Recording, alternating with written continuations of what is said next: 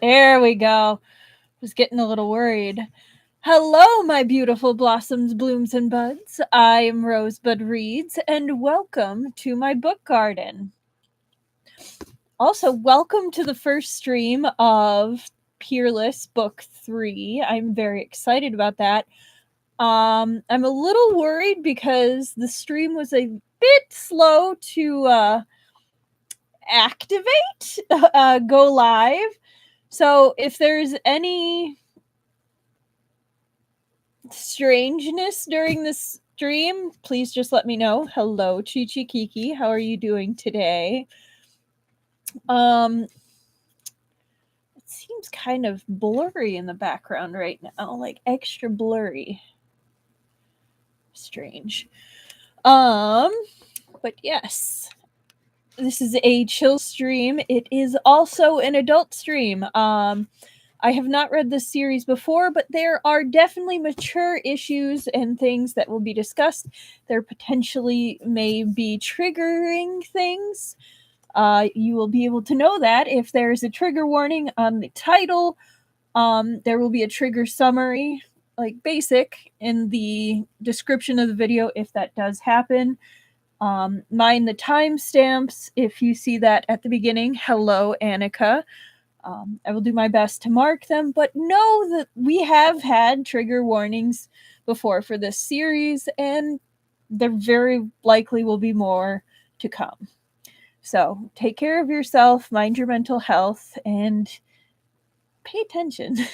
Anyone who's watching live, we're going through this together, so you're taking a little bit more of a risk, but I will try to be as efficient as I can about noticing when things are getting a little darker and may potentially need to be warned about. So, all right. Speaking of things are hard, sometimes pronunciation is hard. I am not a native speaker, but I am doing my best. If you have tips on how to say things differently or correctly, I'm very open to it.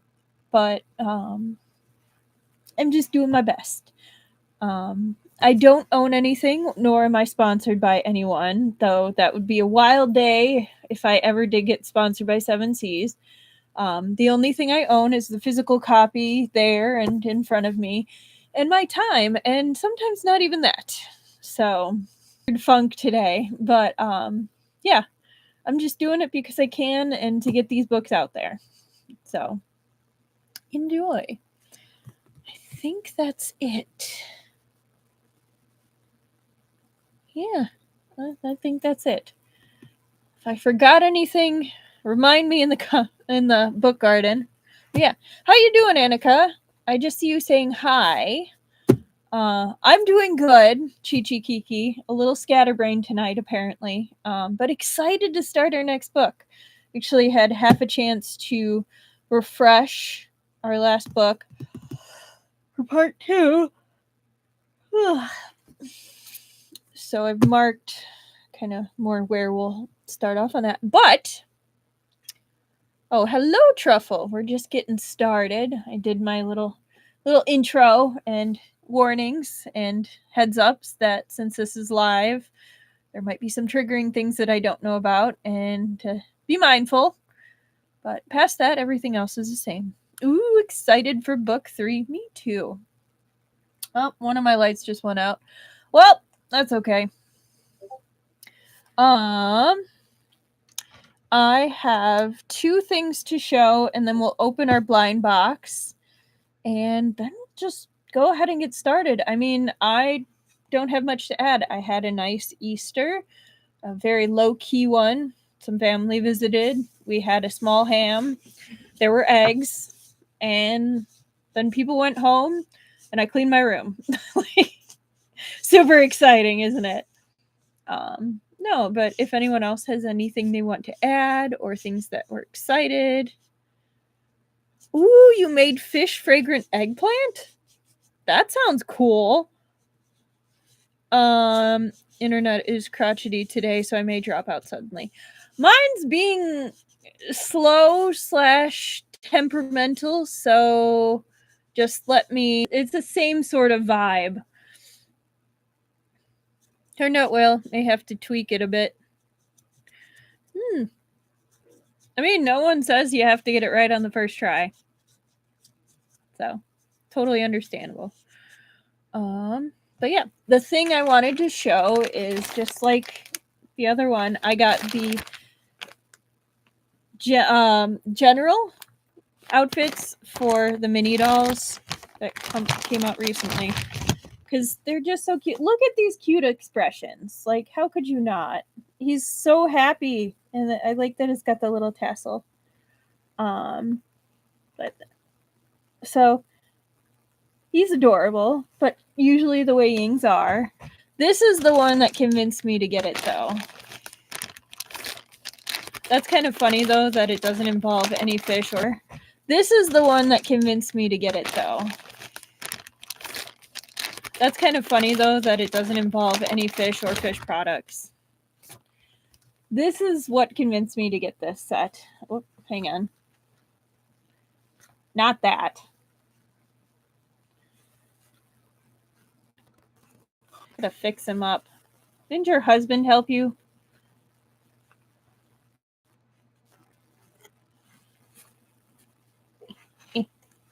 His ribbon's slipping. Look at his little smile. Look at he's smiling.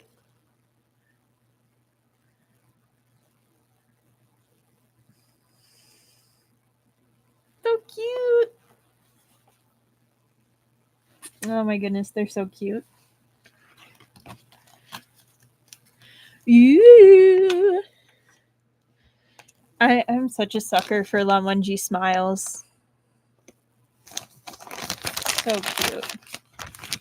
Yeah, I think some of my favorite art from the series is when we actually have like the little solemn, like little upturned cheek smile when he's looking at Wei Ying.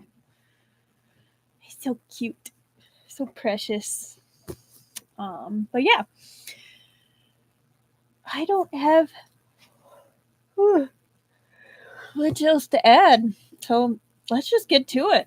What time is it? I say we'll start at 8:15. Oh yes, and just a warning, as I said, my internet's being a little funky today. If it starts buffering or staggering or glitching, just let me know in the book garden. I will get right on it. Okay. So, last time in book 2, we ended with the second prince, Prince Ada, being killed. So, though the Gokturk court lacked the sophisticated measures of the Central Plains' imperial palaces, it was still no easy feat to poison an aristocrat. If someone had poisoned the second prince, then Appa Kagan, too, was in danger. Oh, wait, Appa was the main Kagan. Heartbroken over his son's death and fearing for his own life, the Kagan furiously ordered the banquet suspended and all guests detained. While everyone stood shocked, the Kagan's guards surrounded the prince's residence, preventing any entry or exit.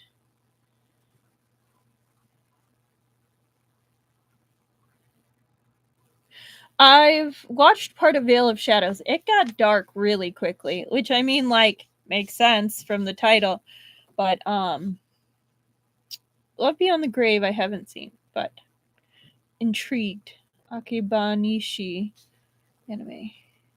I'll take a look. You always give me good recommendations, Truffle. With Appa Kagan's baleful glare to him, the doctor steeled himself and called his apprentice over to continue examining Adi's body. As he worked, the prince's personal maid explained his whereabouts before his death. Prince Adi had been humiliated today, and Foer was dead. He was in no mood to attend the evening banquet. Even so, he was unwilling to let his brother steal the spotlight. He dawdled in his yurt, snapping at the maids for poor service. After whipping them, he'd sent them all away. The maids had and waited, but when the banquet began, they couldn't tarry any longer. They risked another beating and headed back inside to fetch him. The lights had all been extinguished. Half of them had been knocked over in the prince's rage. They'd heard him cursing and throwing objects as they waited outside. When they finally relit the lamps, they saw the second prince lying motionless on the ground. Hi, Mars Rover. We're literally, no, we didn't get to. Yes, we did get the injustices here marked. I will read them once we begin. I forgot to open our surprise. So after I finish the last summary, this is from book 2. I'm just kind of refreshing it. But yes, we did get these marked. It might have been reasonable to assume that he'd fallen asleep from exhaustion after throwing his tantrum, but he'd never been in the habit of sleeping with his eyes open. The maids had rushed forward only to find the prince was no longer breathing. The crowd listened as the maid stammered through her report. Many, in their hearts, wondered if he might not have been so angry that he died of it. But at that moment, the physician's apprentice shouted, "Here! There's something on the second prince's head!" Apakagan strode forward and watched as the two men heaved the prince's corpse into a sitting position. He brushed aside his son's hair to expose the tip of an iron needle. The needle had been inserted deep into the Baihua acupoint on the crown of the prince's skull. That was a oddly difficult sentence. No amount of strength could yank it out. Clearly, this was the cause of the second prince's death, but it wasn't something any ordinary person could pull off. Adi, while not a master, knew some martial arts, and there were additional guards outside the yurt. Yet someone had slipped inside with no one the wiser, killed the second prince without a sound, and vanished. They had to be an expert among experts.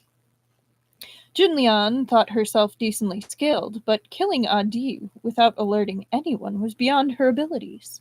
Across the entire Western Cognate, there might be no one capable of such a feat. There was one person here today, however, who certainly was. She shivered. A chill crept over her heart, spreading up her chest and throat, permeating her very breath. Certainly was. She shivered. A chill crept over her heart, spreading up her chest and throat, permeating her very breath. This smelled of a conspiracy. Jinlian wasn't the only one with this thought. A Gokturk aristocrat exclaimed, "The Sioux envoy! The envoy with incredible martial arts! He's disappeared!" Jinlian glanced in Chubuchu's direction. Sensing her gaze, he raised his eyes to meet it. Chubuchu's face was half cloaked in shadows, his expression impossible to make out. Apakagan didn't look at Chubuchu at all before shouting, "Find him! Now!" "Looking for me?" Meng Xiao pushed aside the crowd and stepped into view, remained cool as ever, as if unaware of the many eyes upon him. Apakagan's face darkened. "Where have you been?" Even now, he remembered Feng Xiao's martial arts skills and didn't rashly order him to be arrested. Feng Xiao listened as Chubuchu translated the Kagan's words into Chinese. "I excused myself early and went back to rest. I heard the commotion over here with the Kuchian beauty, which would only enrage Apakagan further." Oh yeah, there was a honey trap that someone tried to lay with the Kagan's favored concubine, and he basically knocked her out and just was like, no. The young woman would deny it to the end. He'd only be digging his own grave. "What do you have to say about Adi's death?" Apakagan asked coldly. Feng Xiao shrugged. "I bear the second prince no grudge. His death is a tragedy. Besides that, what can I say?" Apakagan turned to his servants. "Call Liu Sigu here." Feng Xiao had no idea who this was. He stood calm and unmoving as the banquet guests around him were ushered away and replaced with a group of Gokturk warriors. He stood calm and unmoving as the banquet guests around him were ushered away and replaced with a group of Gokturk warriors. Kagan, Jinlian pleaded, the Su dynasty is ready to form an alliance with us. What reason does he have to kill Adi? Someone has framed him. The Kagan raised a hand to silence her. The servants returned in short order with Liu Sigyu. Appa Kagan again addressed Feng Xiao. Do you know who he is? Feng Xiao shook his head. The Black Moon Shaman's apprentice. On the night of the shaman's death, he saw you sneak into his house with his own 2 eyes. Bakagan sneered. Know this, envoy of Su. The shaman's death was suspicious. I have known of this since yesterday, but was willing to overlook it for the sake of peace between our nations. No one said anything, and we were willing to believe you. But after Aji's death today, my eyes are opened. You came here to destroy my western cognate. You killed Foer, spoiling our alliance with Ishbara. You left us without any other option than killed the shaman in Adi. Whom will you murder next? Me. Killed the shaman in Adi. Whom will you murder next? Me? The crowd gasped in shock. Even Jin Lian looked back and forth between Chubuchu and Feng Xiao, her expression one of alarm. Chubuchu's brows wrinkled slightly, but Feng Xiao remained calm. I had nothing to do with the deaths of the second prince or your shaman. If I wished to destroy the western cognate, I could kill you where you stand. Why practice such subterfuge and kill so many unrelated persons? Who knows? I've long said the Hans couldn't be trusted, yelled a voice from the crowd. Once the first stone was cast, an uproar quickly followed. That's right! The Hans are a malicious breed!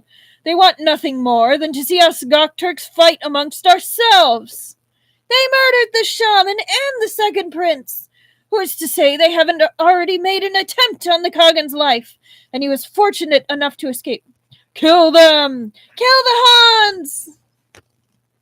Jinlian's sweat had almost soaked through her clothes, the fabric sticking to her back. Appa Kagan's face was like a thundercloud as he glared at Feng Xiao. The first prince's mouth was agape. He'd yet to fully understand what was going on. Not everyone present had been an ally of the second prince, but in the heat of the moment, the conservative factions reared their heads as one, urging the furious Kagan to execute the 2 envoys. Feng Xiao was a powerful martial artist. Everyone here feared him, but he was a single man. There was only so much he could do against this many. Experts were thick on the ground in the Kagan's court. Perhaps he could escape alone, but there was also Chubuchu and Xiao Xian was injured. The chances of all 3 of them leaving unharmed were vanishingly small. But what choice did Feng Xiao have? The Gokturk warriors approached step by step, surrounding them in a solid wall. The Kagan had only to give the command, and countless sabers would slash down. In that moment, Chubuchu, who didn't know a lick of martial arts, would become a burden to Feng Xiao regardless of his peerless intelligence. The 2 gazed at each other from afar. Feng Xiao couldn't see Chubuchu's expression clearly, and Chubuchu had no idea what Feng Xiao was thinking. He didn't know what Feng Xiao would choose, but he'd decided what he himself would do. He didn't speak loudly, but it was enough to cut through the din of voices. Wait, said Chubuchu. All right, and that's where we ended it last time. So that was book 2. We're going to open our figure real quickly, and then we're going to get started on book 3. Okay, just a reminder, here are the possibilities. We have a good number of these already. I don't know. I kind of think I have this one, but I wouldn't mind getting another one of it. All right, let's go ahead and open it. All right, let's go ahead and open it.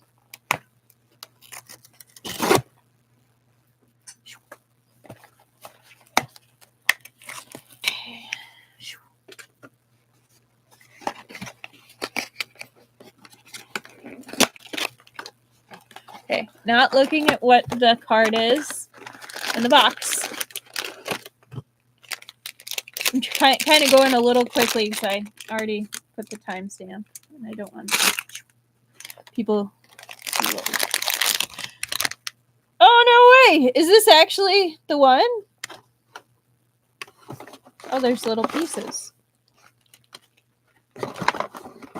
So this one is Snow and Winter Sweet. And there's another piece, so I'm going to pop it on and then I'll show you guys. Where does this one go? Oh, over here?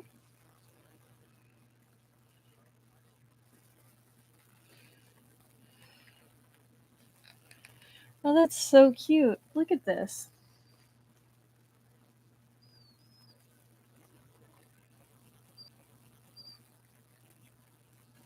Trying to block my face. Look at it. I like the little freckles on his face. There's a little snow bunny. What? Shoot. Where did that go?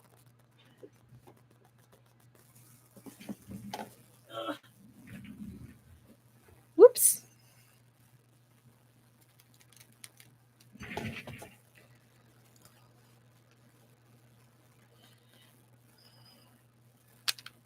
Oh, goodness.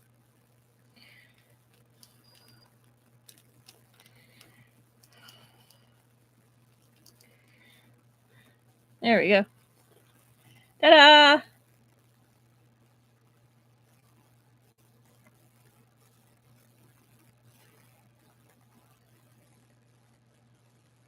There's a little smiley face on the cloud.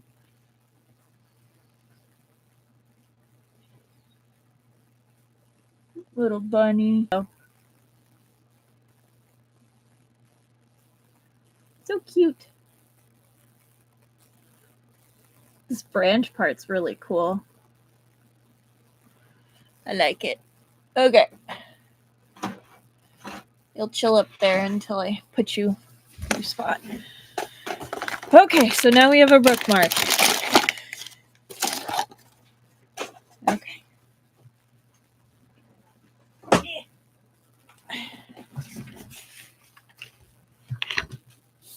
Yeah, the little blossoms were very cute. Okay. So let's see what Chubuchu is telling them. Wait!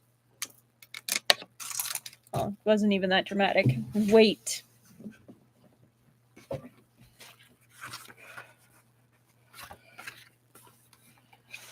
right.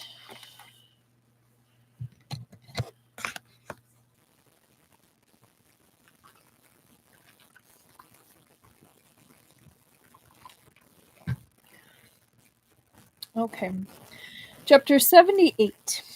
Who stood to benefit from the death of the Western Cognate second prince? Obviously, the first prince. Oh, before that. Injustice to service workers count 5, 10, 15, 20, 24. Justice to service workers, we are still solitary 1. Injustice to animals, we got 3.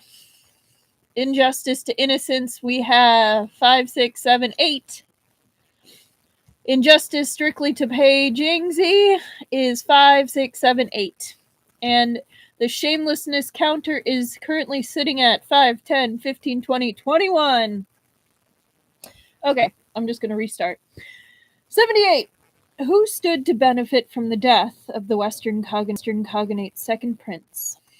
Obviously, the first prince.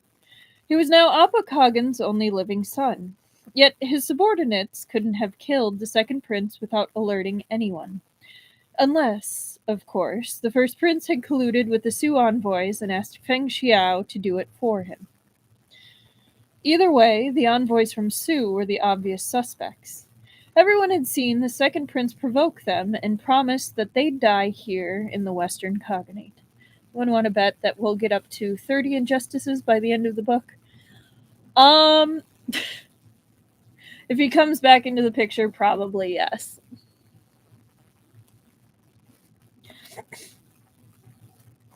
Jin Lian felt like her heart was being squeezed by a fist. She'd seen Chubuchu's silver tongue at work and knew how capable he was. She could only hope that he'd find a way out of this predicament. Perhaps he'd even anticipated this twist, and the moment he opened his mouth, all would become clear. All would become clear. Oh, the service workers. Yep, no, that's easily 30. Easily 30, unfortunately. As Jinlian stared at him hopefully, Chubuchu finally spoke. If the Kagan insists we did it, then there isn't much I can say. What? Jinlian suspected her ears had stopped working. She stared at Chubuchu in disbelief, wishing desperately to rush over and clap her hands over his mouth. Appa Kagan sneered. Very well, since you yourself admitted it. Chubuchu held up a hand. What I said was, if the Kagan wishes to pin this crime on us, there isn't much I can say. However, accusations must be based on evidence. Are there any witnesses who saw us commit this murder? Did anyone see us leave the second prince's tent? The second prince had many guards around him. Maybe none could defeat Feng Xiao, but could none even notice him? Refuse to admit your crimes! Guards, seize them! Give me 1 day, said Chubuchu. I will find the true killer. Appa Kagan narrowed his eyes. 1 day? That's right, said Chubuchu coolly. 1 day. If we can't find the murderer in a day, the Kagan can kill us or mince us up, whatever you please. No, the Kagan instantly refused. Who's to say you won't just run off? We came here on orders from our emperor. If we don't complete our mission, we won't be able to face him. There's no point in saving our hides here, only to be castigated before the court. Besides, we're not the ones who need to worry. The Black Moon Shaman's killer is still hiding in your midst, ready to strike again at any moment. And it's likely their next target is you, Kagan. One Gokturk noble, a close associate of the second prince, shouted, You can't fool us with your lies! Who would believe you? Chubuchu paid him no mind. Kagan, let's say you excuse us now. The real murderer may still be lurking in the shadows, watching you. You don't have to let us go. I need but 1 day. Jinlian seized her chance. Kagan, Prince Adi was murdered right here in the open. These Sioux envoys aren't so foolish. How could they be the murderers? The greater Khatun spoke up as well. I asked the Kagan, please accommodate the envoy's request. Give them 1 day. The Khatun was unassuming, but Chubuchu had seen that she was no fool. She, too, must have realized that a great many people would believe she and her son. Only the death of the Kagan stood between them and the throne of the Western Khaganate. She had to speak frankly and demonstrate her innocence. Regardless of how many allies the second prince had, he was gone. Whatever the truth of his death, the Khatun and her son were in a strong position that would only grow stronger. Many were unwilling to offend them and chimed in with agreement. Appa Kagan was still suspicious, but he couldn't ignore the tide of opinion. After a moment's consideration, he turned back to Chubuchu. Only 1 day? That's right, said Chubuchu. Appa Kagan pointed at Feng Xiao. He's too powerful. If I give you a day, you'll run. We must investigate and look for evidence, Chubuchu replied coolly. How else can we track down the murderer and prove our innocence? If the Kagan is worried, we'll leave someone here as a hostage. From the moment Chubuchu had asked for a day, Feng Xiao had caught a whiff of a familiar scent, one no one else could detect. It was the smell of being thrown to the wolves. Oh, goodness. Chubuchu had asked for a single day to investigate. He had known the Kagan would never allow them all to run freely about. He would demand one of their numbers as a hostage. Who else could Chubachu offer up but Feng Xiao? Feng Xiao rubbed at his nose. The wound on his shoulder seemed to throb dully once more. He'd sensed it coming, but no one enjoyed being someone else's pawn. I knew Feng Xiao was going to object to this. I'll stay, Chubachu said. The hand on Feng Xiao's nose froze. Feng Xiao will look for the killer. Feng Xiao gave Chubachu a startled look. Apakagan frowned. He's only the deputy envoy, said Chubachu. I'm the head of this expedition. I may not know martial arts, but my life is worth far more than his. I'm willing to remain as hostage to put the Kagan's worries to rest.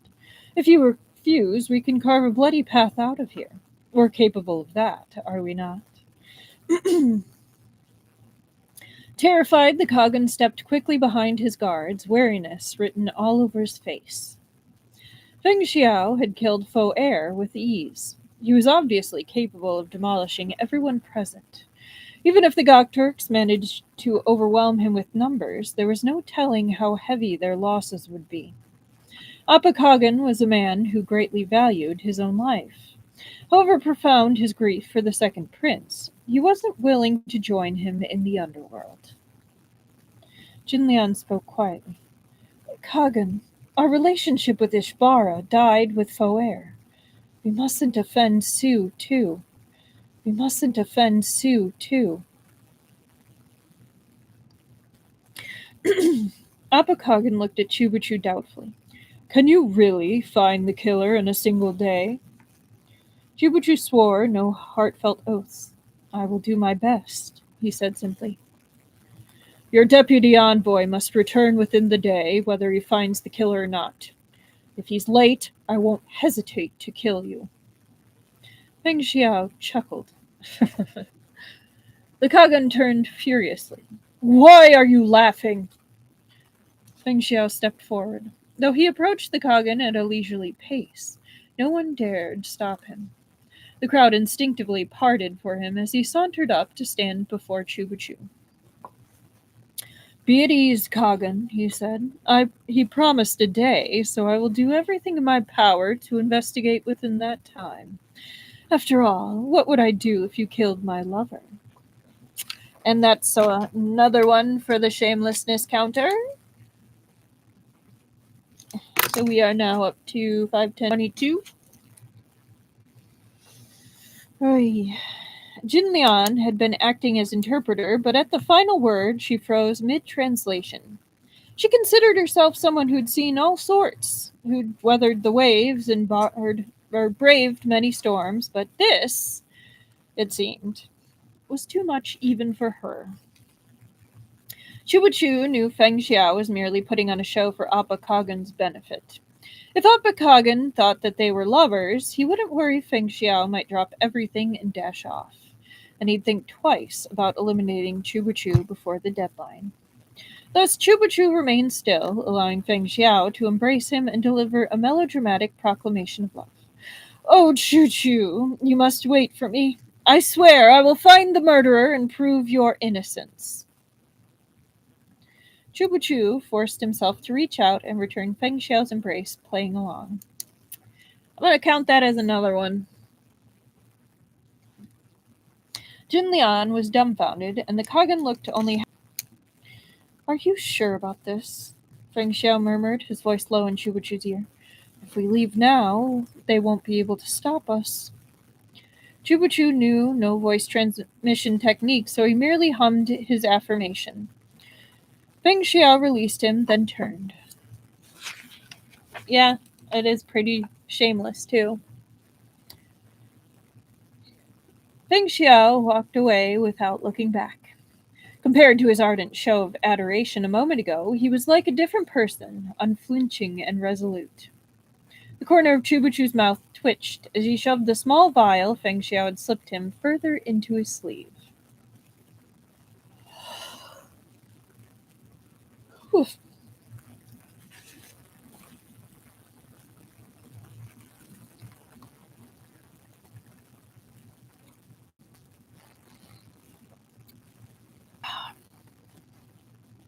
Okay. Chapter 79.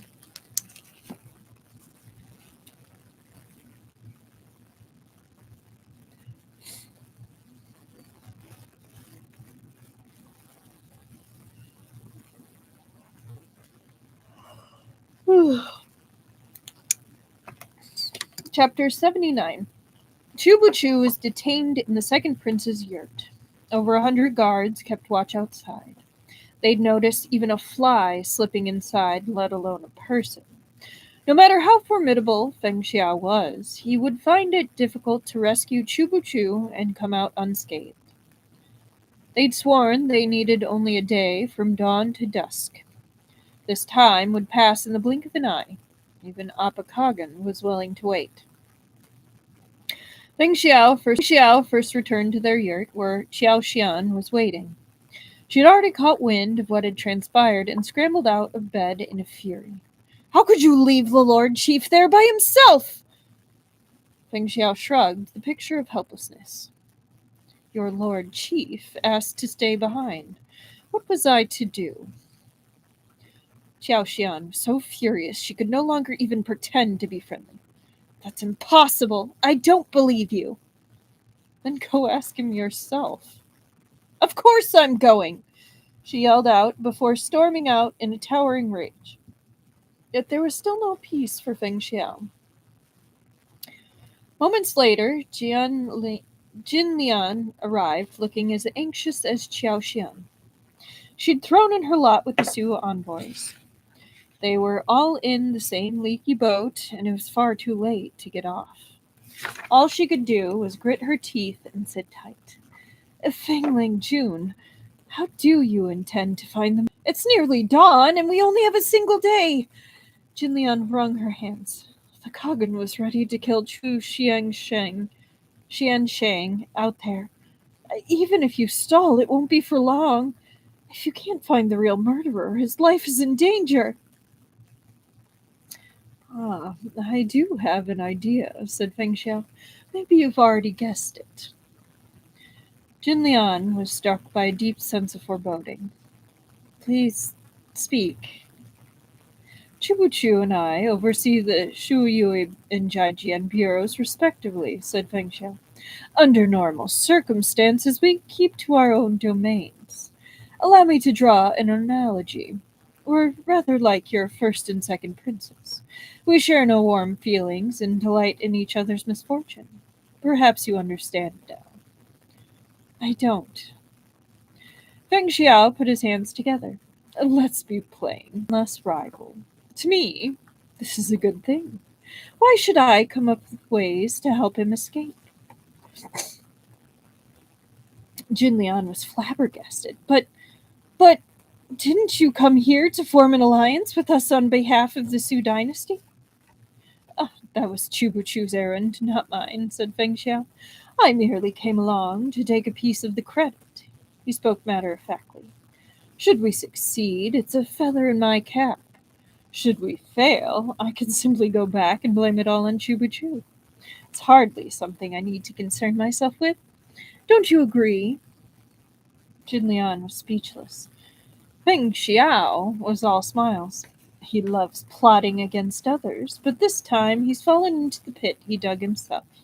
Isn't it enough that I'm not clapping and cheering? Why should I reach down and pull him out?"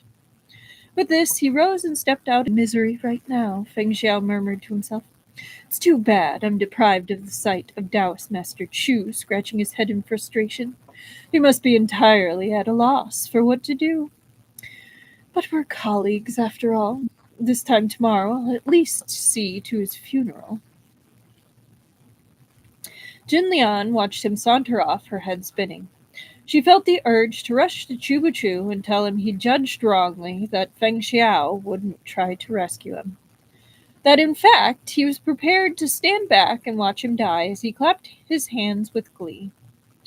But perhaps Chubuchu already had his own strategy for keeping this boat afloat. If so, running to him now might ruin Chubuchu's plans. Jin Lian stood rooted to the spot, tormented by indecision.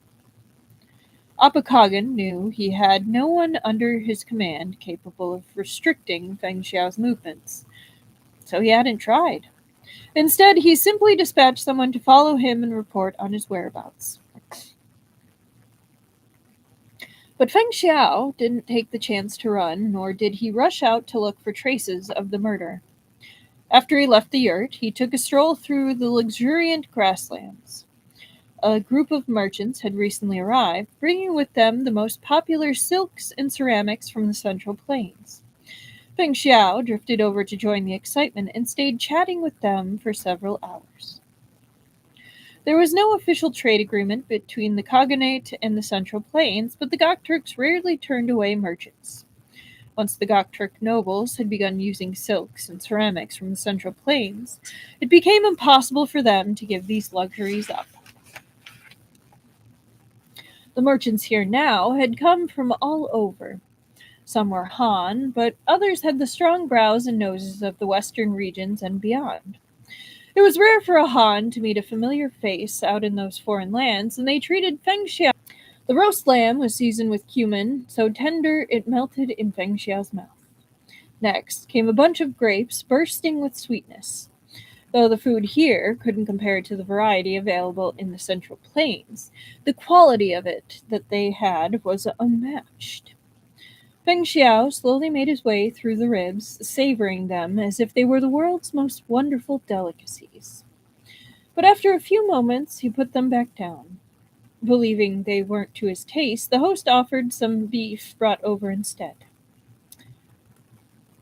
"It's not the meat," said Feng Xiao. "It's only that I can't help but feel it's lacking in flavor." The cook was perplexed. "I use plenty of salt," he said. "The gentleman prefers stronger flavors. Why not sprinkle it with a little more?" Feng Xiao shook his head. Should be completely free of worries. He could simply straighten his clothes and return to the Central Plains to laugh at the Shuyui Bureau, leaderless and in chaos. The Jijian Bureau would be without equal, and Feng Xiao would have one less clever person to contend with. What was there to be dissatisfied about? Feng Xiao looked down at the tasteless roast lamb. He sighed. "I've gotten used to having someone to bicker with." He left the banquet and strolled along the grassy shores of the lake. A white egret alighted nearby. It was covered in luxurious snow-white feathers, its neck a graceful curve, not unlike the curve of Chubuchu's back when he was lying in bed, unwilling to get up. But of course, the part that resembled Chubuchu most was its sharp beak, always ready to start pecking. I think that's hilarious. It's like a heron, right? Egret.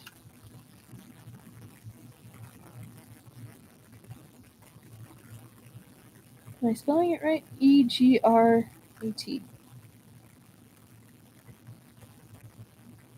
Yeah, snowy egret. There you go. A rather, like, pretty bird. Um, and so the egret and the curve reminds him of Chubuchu, and I think it's hilarious that the beak is the part that he's reminded most of.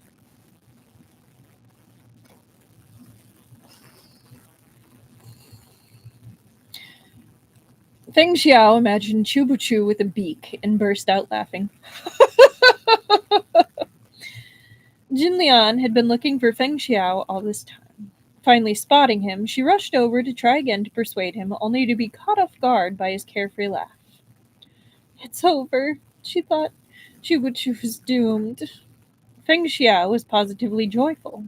There was no chance he'd be willing to help. Jin Lian sighed. All she could do at this point was find a way to see Chubuchu and hope he had a plan to turn things around. Ooh. Feng Xiao turned to look at her curiously. "What are you doing here?" Jin Lian was in no mood to speak to him. Nothing, she said coolly. I'm leaving. Fenlang Jun, don't let me interrupt you. Wait. Feng Xiao stopped her. Is the Black Moon Shaman's corpse still being kept somewhere? Jin Lian shook her head. It was charred beyond recognition. They cremated him immediately. Shamans are usually cremated after their death anyway. But the stone hut is still there, no. He had 2 disciples. Fetch them here. I have something to ask them. I thought you had no desire to save Xiansheng. Jin Lian regarded him suspiciously. Feng Xiao smiled. There's only one Chu. If he dies, where would I find anyone half as interesting? That's your reasoning? Sure. Xiao Xian hadn't been idle. Her wounds were serious, so rescuing Chu on her own was out of the question. Barging in to see him was similarly impossible. It was only when the first prince passed by and saw her pacing outside the tent that he spoke to the guards and convinced them to admit her. Sounds like someone's in love. I don't know if he's in love yet, Annika, but I know he's definitely catching feelings. His own imminent death. Lord Chief! Xiao Xian rushed over and dropped to one knee. This subordinate has been too useless. I'll find some way to rescue you. I won't let you be humiliated. Where's Feng Xiao? Asked Chu. Xiao Xian was furious. Don't pin your hopes on him. He never had any intention of rescuing you. Bring him a message for me, said Chu, voice hushed. Tell him to run as far away as possible. Tell him he isn't to come back for me, no matter what. He mustn't take revenge on Appa Kagan either. The Kagan has countless capable men. Even together, the 2 of you are no match for him. Xiao Xian froze. If not for Chu's calm and collected expression, she would have suspected he'd gone mad. If he wasn't mad, there had to be something wrong with her ears. What time is it? 5:45, she replied. The sun rose some time ago. Chu nodded. Then there's no time to waste. If you wish to rescue me, give him this message. Think as she might, Xiao Xian couldn't puzzle out what significance lay in those words. She feared that if Feng Xiao heard them, he might be all the happier to turn on his heel and leave without a second thought. But in the end, this was an order from Chu. What could she do but obey?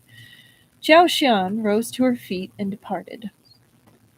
I think he's trying to use reverse psychology on him. Be like, no, go away, run away, bye, save yourself. I'll be fine. I'm going to die horribly, but, bye. Chu watched her vanish through the curtains. When he was certain she was gone, he pulled the vial from his sleeve, picked up a nearby incense burner, and poured in the contents. Gokturk aristocrats loved Han products and copied them aggressively. These incense burners, originally designed for wealthy households in the Central Plains, were everywhere throughout the camp. He watched faint wisps of smoke ribbon upward from the burner and dissipate without a trace, leaving only a clean, sweet scent. Chu stared for a long time, then suddenly shouted in Turkic, I need to see Appa Kagan at once. Tell him that if he doesn't come, the consequences will be dire. Yeah, we know Feng Xiao can't resist the challenge. So true, Annika. Had he been any normal prisoner, the guard would have ignored him, but Chu was far from normal. The guard went immediately to report to Appa Kagan. In a rare piece of luck, the Kagan was neither meeting with his own people nor submerged in the throes of lust with his Kuchian beauty.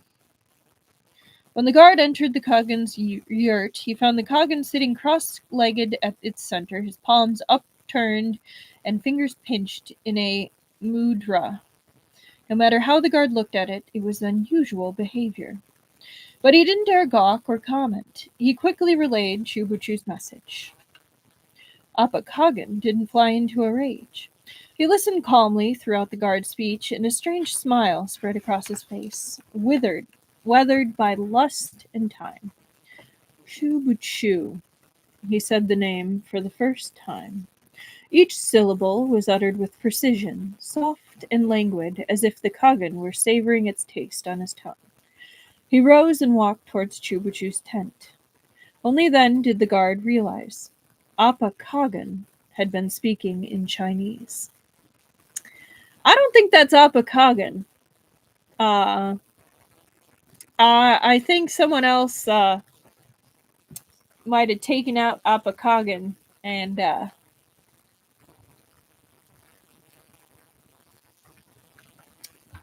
to see me. Appa Kagan had brought a number of guards with him. This was his territory. He could bring whomever he wanted, when and wherever he wanted, without permission from anyone else. The new crowd of people brought a wave of heat into the yurt. The already faint scent was quickly overpowered, almost entirely undetectable. Miao Shin, I think is the name. I think her name was Miao Shin. Skilled in disguise. Yes, she was. So maybe it's Miao Shin?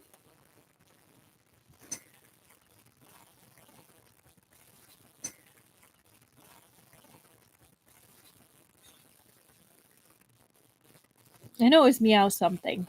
I think it was Meow Shin.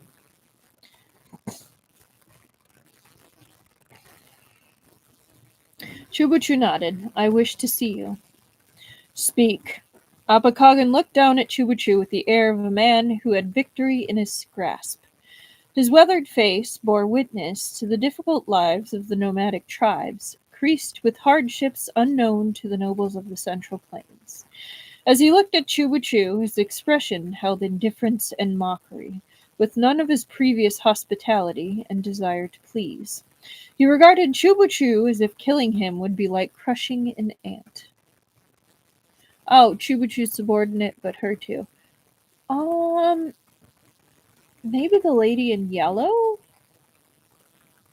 I don't know. One of the subordinates. I can't remember who you're talking about, but I wouldn't be surprised if it was.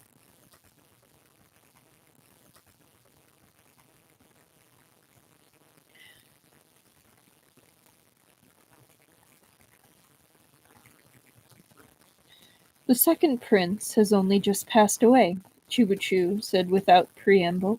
So why is it, Kagan, that you don't seem sad at all? As a Gokturk Kagan, all the Gokturk people occupy my heart, said Appa Kagan coolly. I can't forget my duties as Kagan simply because my son died. Any Gokturk would be awed by such principled and upstanding words. Even the guards at Appa Kagan's side looked moved. Appa Kagan's previous buffoonery seemed to have been completely forgotten. Had this been the Central Plains, they'd probably have fallen to their knees on the spot and cried, Long live the Kagan! But Chupachu simply laughed, as though what Appa Kagan had said was a joke. His laughter drew furious glares from the guards, who looked as though they might rush over and strike him. I wish to speak to the Kagan alone, Chubuchu said. I wish to speak to the Kagan alone, Chubuchu said. If not, Kagan, I fear I may say something that you'll regret. The two of them stared each other down. Appa Kagan showed not a ripple of emotion. He signaled the guards to leave and ordered a heavy curtain hung over the entrance to block any noise and prevent prying eyes. What did you want to say? Asked Appa Kagan. Chubuchu remained silent. Appa Kagan laughed breezily.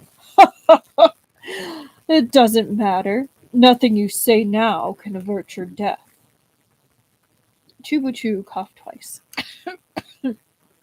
His complexion was paler now than when he'd arrived from the Central Plains, but the change was merely that of white to whiter. Few people would observe him closely enough to notice the difference.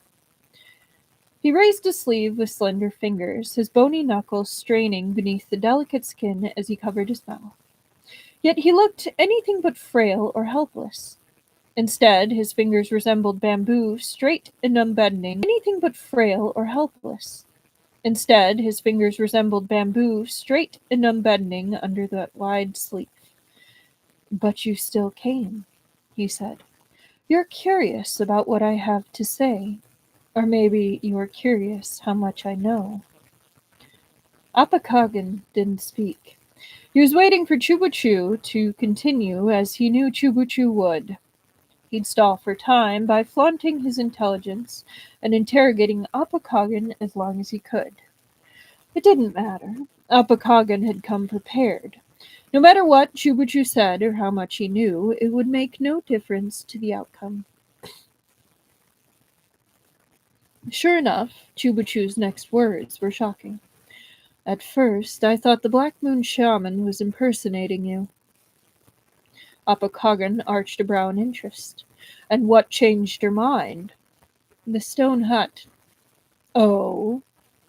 "Meng Xiao went into the stone hut that night," said Chubuchu. "His nose is keener than a dog's.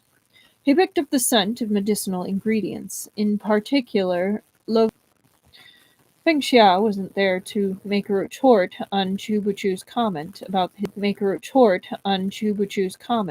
his nose, nor protest that Chubuchu had compared him to a dog. Chubuchu was free to say whatever he wished. I wonder what lavage is / looks like. If it has, like, another name. Lavage.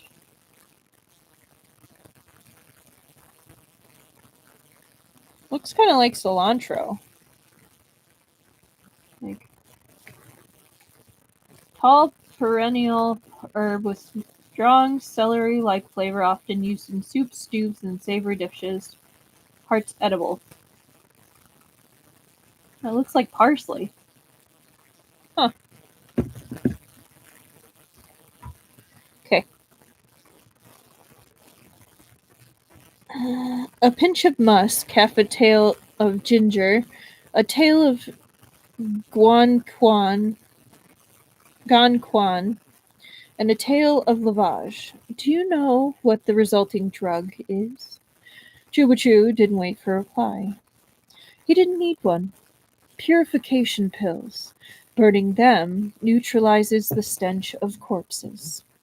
Jinlian mentioned that it was the Black Moon Shaman who cured the Kagan when he fell ill shortly before our arrival. Upon Jinlian's return from the Central Plains, she found Appa Kagan's attitude had undergone a complete reversal.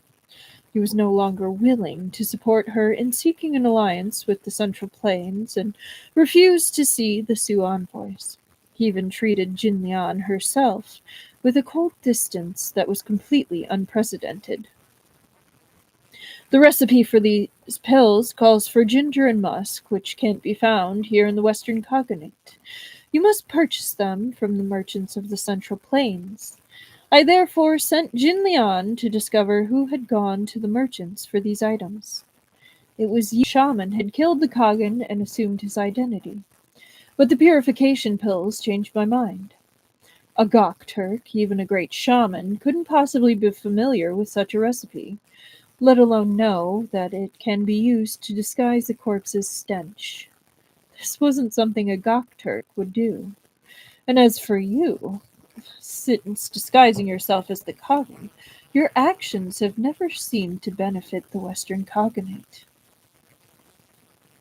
Appa Kagan raised his hands and began clapping slowly. He showed no sign of panic.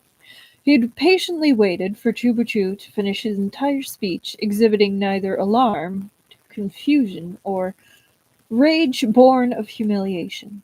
If anything, his expression might have been described as appreciative. I expected nothing less from the chief of the Shuoyue Bureau. How much can you deduce less from the chief of the Shuoyue Bureau? How much can you deduce merely from the scent of some herbs? How much you can deduce merely from the scent of some herbs? Someone once told me Great Sue was served by several people I couldn't afford to offend. One was Feng Xiao with his martial arts, another was Chu Chu with his scheming. I personally witnessed Feng Xiao's martial prowess. Even the Kaganate's foremost expert fell at his hands. Now that I've heard your wise words, I've gained yet more understanding. Every word was in flawless Chinese of the northern central plains. But Chu Chu had long anticipated this. His face remained blank, showing no surprise. Should I thank the Kagan? No, should I rather thank this good brother who's impersonating the Kagan for his praise? Oh! Oh, I bet it's that false monk. Oh, I like the way you think, Truffle. A good idea. The fake Kagan left. Kagan left. When did you realize? From the beginning, said Chubuchu. Impossible! Chubuchu regarded him coldly. You slipped up within our first moments in your presence. Apakagan is a lustful man, and Xiaoxian is beautiful. But when I brought Xiaoxian into the royal yurt on the first day, you didn't once glance at her, let alone express amazement or make a lecherous remark. Do you think that's typical of the Kagan? The man looked thoughtful and gave a slight nod of agreement. What's more, on the night the Black Moon Shaman died, all the envoys were present at the start of the banquet.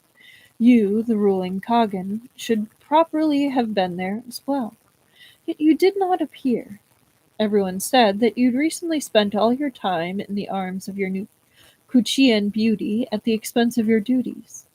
They thought you were happy to be late even for such an important occasion. But to me, this proved only one thing. You predicted Feng Xiao would be looking for the Black Moon Shaman and set a trap for him. While everyone was at the banquet, you fought Feng Xiao, making him think you were the shaman. Then you set fire to the stone hut, along with the shaman's corpse, and made sure Feng Xiao took the fall. There's more. Feng Xiao was injured during your fight, but you were no better off. Feng Xiao slipped into the second prince's yurt and managed to mask the smell of blood by pretending Prince Adi had some bizarre proclivities. When you arrived with the Kuchian woman, I could smell that her perfume was stronger than usual. You must have used her to mask the smell of blood. Chubuchu delivered this entire speech in a single breath. His body was at its limit, and as soon as he finished speaking, he bent his head and coughed. But his thoughts were racing. This was a person capable of disguising themselves as a Gokturk Kagan as part of an incredibly elaborate scheme. He'd played a person capable of disguising themselves as a Gokturk Kagan as part of an incredibly elaborate scheme. He'd played everyone for a fool, including Faux Air. Even Chubuchu hadn't been confident in his suspicions at first. Anyone could see how frightening this man was. But he'd also patiently listened to Chubuchu's speeches as he stalled for time, and it certainly wasn't because Chubuchu's face was handsome, nor that his voice was especially lovely. It was clear that this man also wanted to buy time for reasons of his own. Right now, Chubuchu was a sitting duck. Whatever reasons this man had for stalling, it had to have something to do with Feng Xiao. At that thought, Chubuchu began to cough more violently. All he could do was hope Feng Xiao had understood his intentions and that he'd cooperate with him from outside.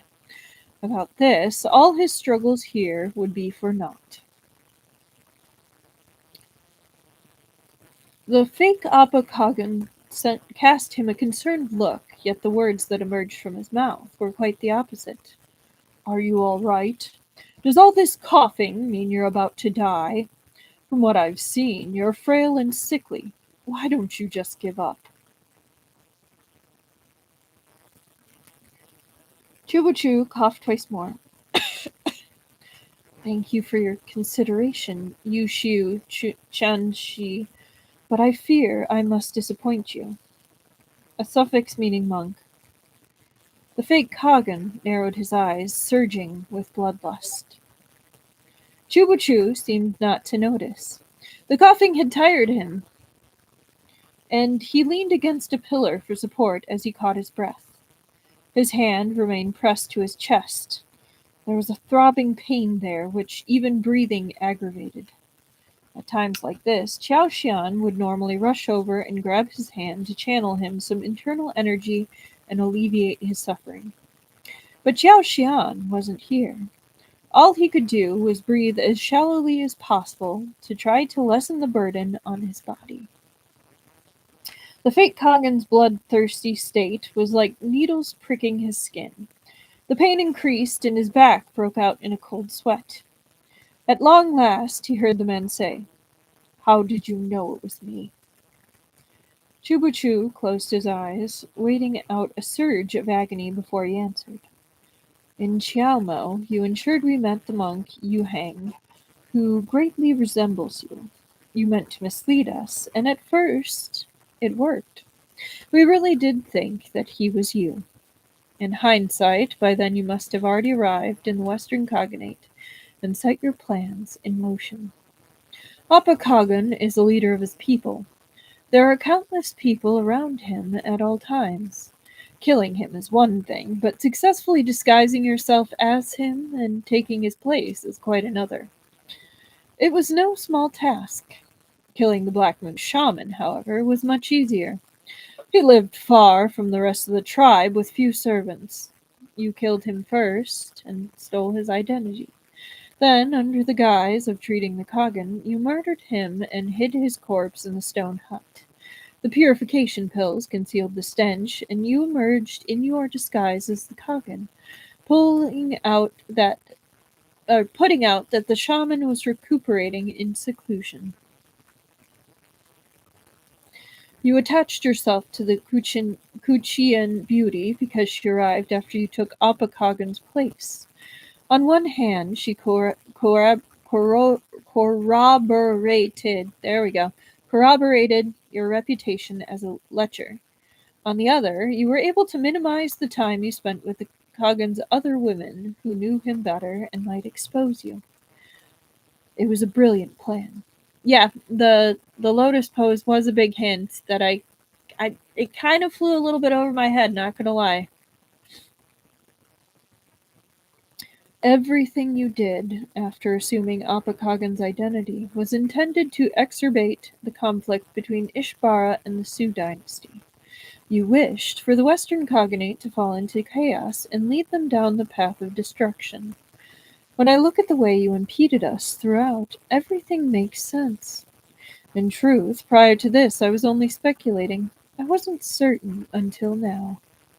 A faint smile spread across Chubuchu's face. When you admitted it yourself. The fake Kagan, no, the monk Yu Shiu, nodded indifferently. He had no further interest in affecting the aged, raspy voice of Appa Kagan and returned to his original voice with its clear and pleasant timbre. He was a youthful and handsome monk, and even the time-creased face he wore couldn't fully conceal the unconscious elegance beneath. I admit it. So what? Don't tell me you're waiting for Feng Xiao to save you. To be blunt, I'd imagine he's happy to see you die. Even if he does find his conscience, it's impossible for him to come for you.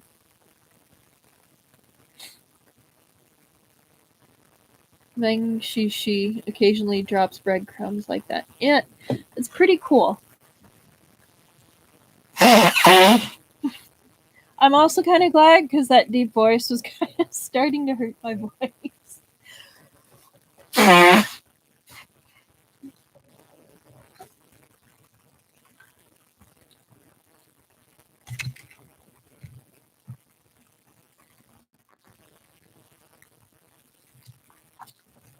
All right. Chapter 81. 1:11:15. Beautiful. Chapter 81. Evidence of the fire was everywhere in the empty stone hut. The bed and cabinets had been made of wood, and most of the shaman's possessions had been ceramic or cloth. Almost nothing remained of them. Even the shards were blackened, and a charred smell lingered in the air. The shaman's body had long since been removed. There were no clues to be found here. Jin Lian watched Feng Xiao pace around the hut with mounting unease. "Did you find anything?" she asked, unable to stop herself. Feng Xiao had been crouched on the floor, scrutinizing it for a long while.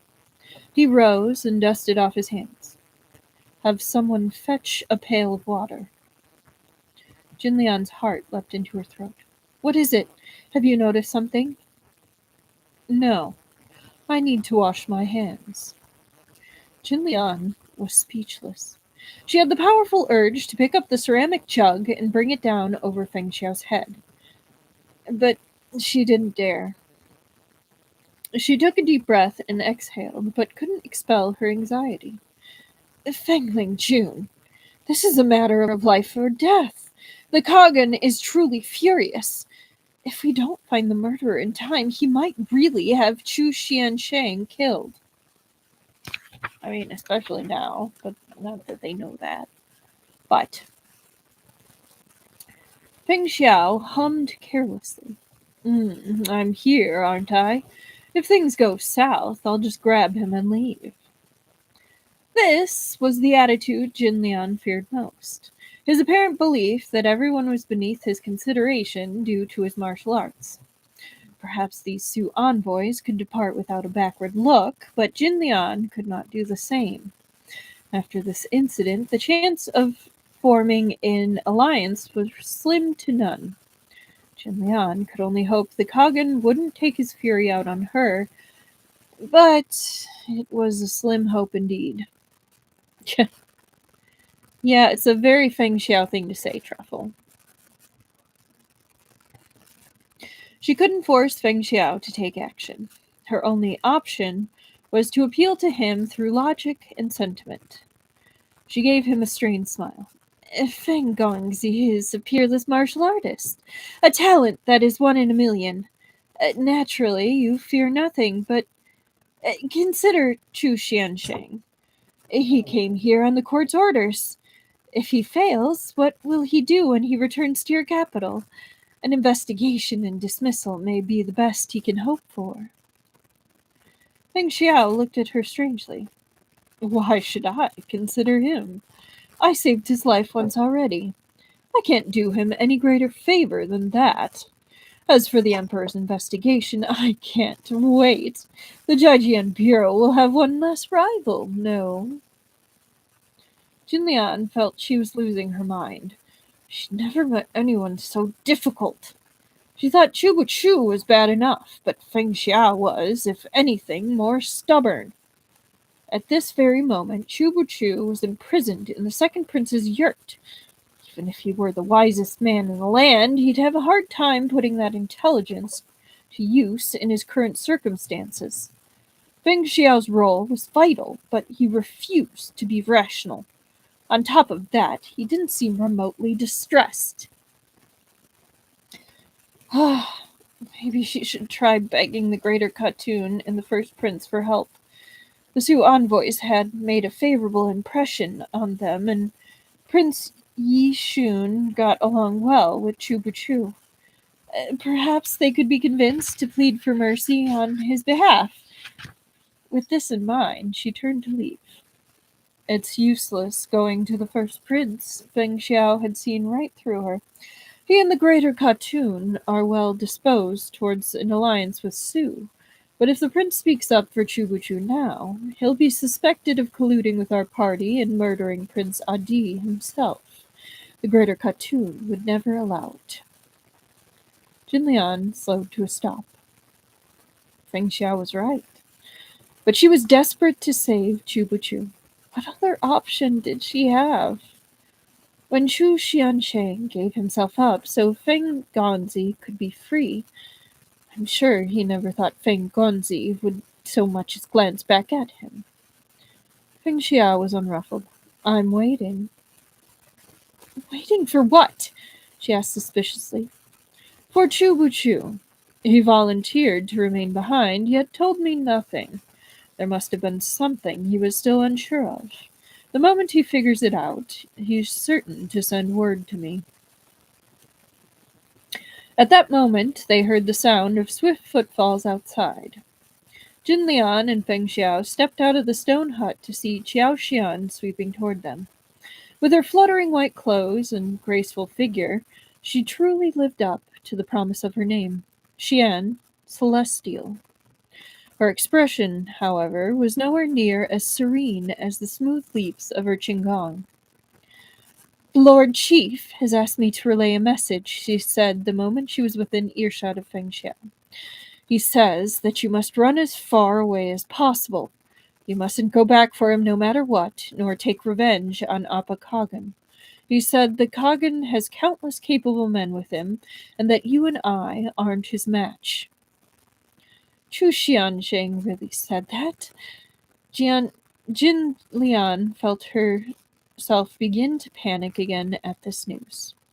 Feng Xiao was already disinclined to save Chu. This message would only give him more reason to leave. How many yawns tonight? Jiao Xian sighed. Yes, the Lord Chief said that I must relay this message to Deputy Chief Feng if I wish to rescue him. She mulled over his words the whole way here, but gleaned nothing. All she could do was place her hopes in Feng Xiao. Oh, look at you, Feng Xiao heaved a sigh. He told you to relay those words without giving you time to consider them. He knew you'd never understand. In the end, it's all up to me. Qiao Xian suppressed the urge to explode at him. Tell us then, what does the message mean? Feng Xiao laughed contemptuously. Do you see your Lord Chief to be the type to willingly sacrifice himself for others? You're not making sense, snapped Qiao Xian. Can't you get to the point? Of course he's not, Feng Xiao said solemnly. He's a trap-setting fox who digs pitfalls for others to tumble into again and again. Even if he jumps into his own pit, he makes sure to drag someone down with him to cushion his fall. You've worked under him for so long and you don't understand this much? I mean, I will give it to him at that point. Like, you really thought he was serious? Like, you didn't figure it out? I haven't known him as long as you have, and you still think he's being literal? Come on now. A vein throbbed in Qiao Xian's forehead. He means the opposite of what he says, Feng Xiao pronounced. What do you mean? Jin Lian asked. Dude, even I picked up on that. Asking us to run as far away as possible, to never come back for him. He's saying we must go find him, telling us not to take revenge on Appa Kagan. The Kagan himself is the key. Logger Jin Lian listened, the more confused she became. So he's telling us to plead with the Kagan on his behalf? No, said Feng Xiao. He's probably realized there's something strange about Appa Kagan. I'll look for the Kagan. You two look for Chu. Stay with him no matter what happens. His expression abruptly turned serious. He bent and picked up a stone, then spun and threw it hard. Under Jin Lian and Qiao Xian's astonished eyes, a man leapt out from the forest behind the stone hut and pounced toward Feng Xiao, quick as lightning. Yet Feng Xiao seemed to have expected this. Without seeming to move, he had already drifted backward several paces to evade the newcomer's thunderous strike. Before the man could react, he struck out with his palm. Qiao Xian and Jin Lian watched the two figures engage in battle, attacks raining down, like shooting stars. There was no opportunity for them to intervene, even to support Feng Xiao. They were stunned. Foer was dead, yet here was a second martial artist of comparable skill and power. Where had he come from? Not only had this man appeared out of nowhere, his techniques were uncanny. He used neither blade nor spear, rather, an iridescent light flashed from his raised sleeves. Closer inspection revealed a thin metal chain, neither silver nor gold. It evaded Feng Xiao's true chi as if it had a mind of its own, and in a flash had wrapped itself around his wrist.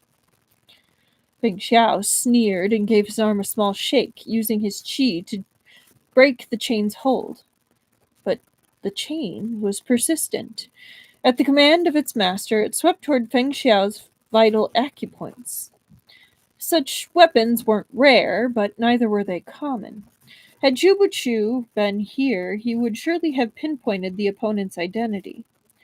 Unfortunately, he was not. Feng Xiao had no one to rely on but himself. His opponent's attacks were vicious. He gave Feng Xiao no respite, but attacked again and again, surprising Feng Xiao with bizarre techniques. He was obviously determined to kill Feng Xiao then and there. Feng Xiao's martial arts were unparalleled, but he'd fought this mystery person in the stone hut just 2 days ago and been wounded. He'd then fought and killed Foer, which could only have worsened his injuries. After such a string of battles, even the best martial artist in the world would be pushed to the brink. Though Feng Xiao moved with an assuredness that seemed to indicate he had everything under control, his opponent was certain his strength must be flagging. Feng Xiao would die here today. The unknown man laughed, his heart filling with hatred as his strikes grew increasingly ferocious. Ha ha ha ha ha ha! Even Xiao Xian and Jin Lian were given no chance to retreat. Several men in black had appeared out of thin air, sweeping toward them and blocking their escape. Jin Lian had never seen them before, but their attacks and movements were too similar. They were either from the same sect or had been trained under the same master. Why would such a group suddenly come to the Khaganate? Could they be behind the murder of the shaman and the second prince? All these thoughts flashed through Jin Lian's mind as a blade bit into her waist. She endured the pain and leapt back. 1 second.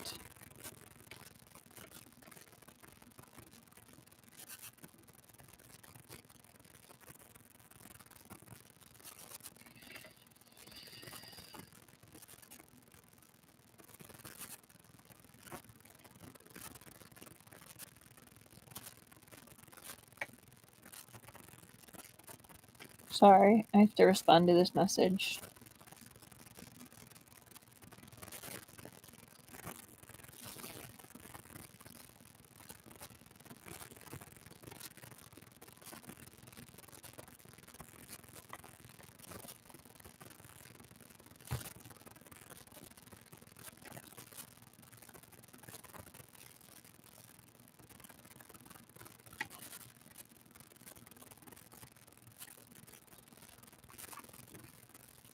Okay, sorry about that.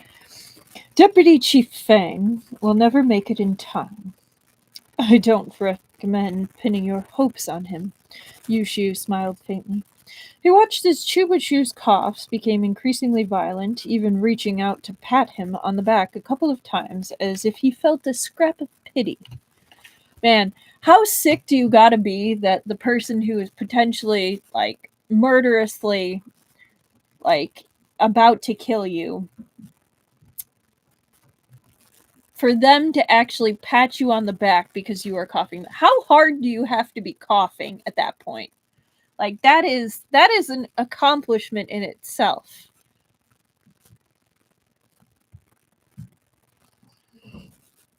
Chubachu didn't shrink from Yushu's hand.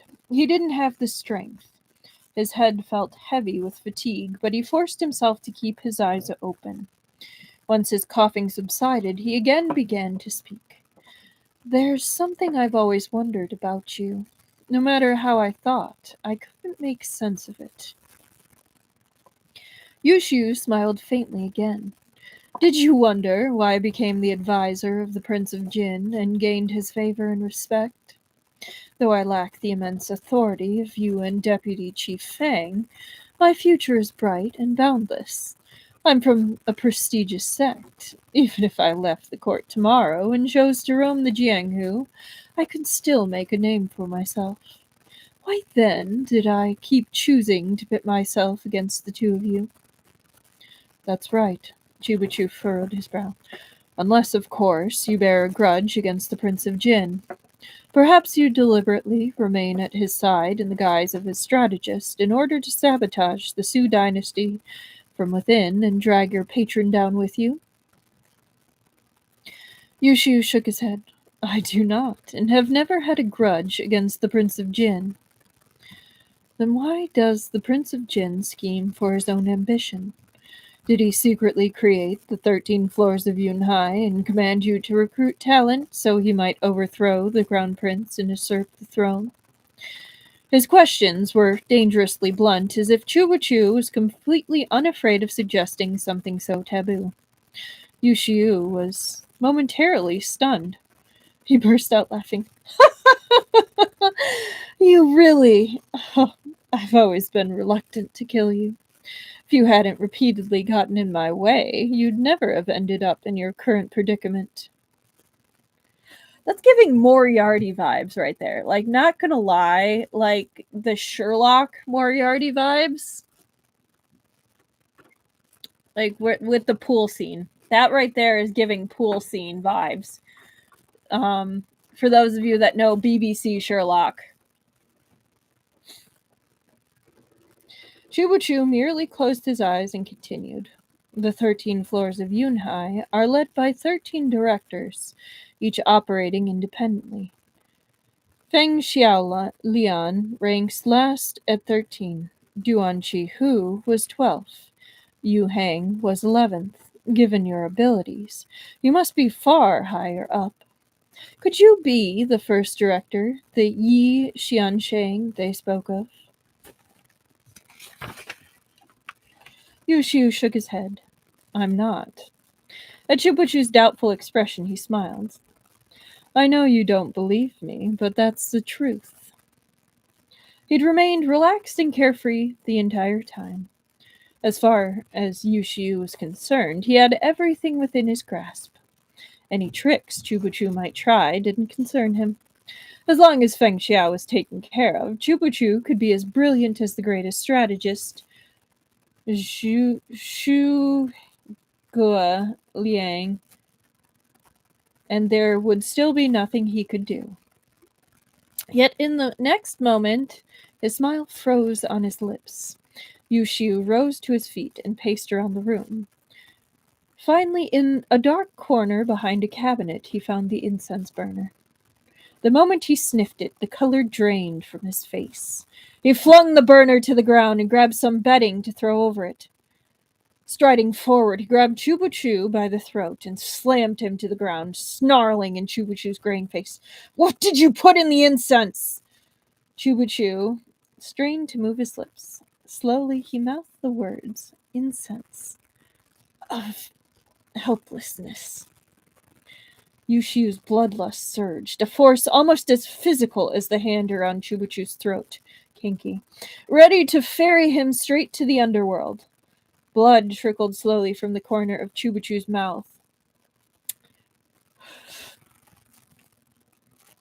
This image is sexier than it should be.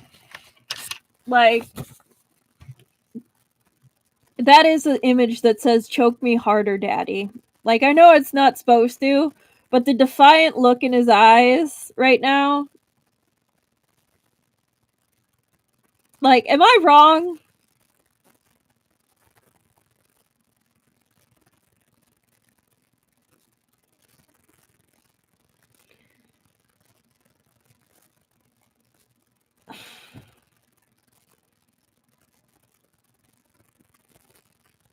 Like, the defiance there. Like, I get it. But, like,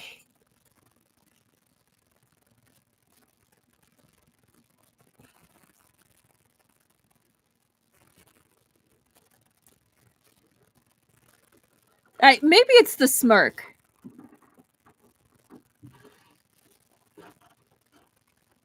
I think it's the smirk. He's like, all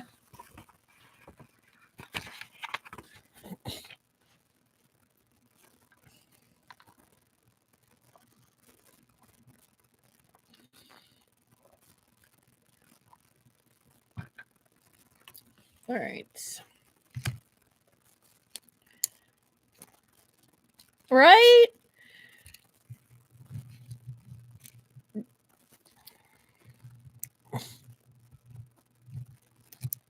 $132.15. I'm actually going to take one more drink. Right? It's a very provocative picture without being like blatantly sexual. I got you right where I want you. Yeah.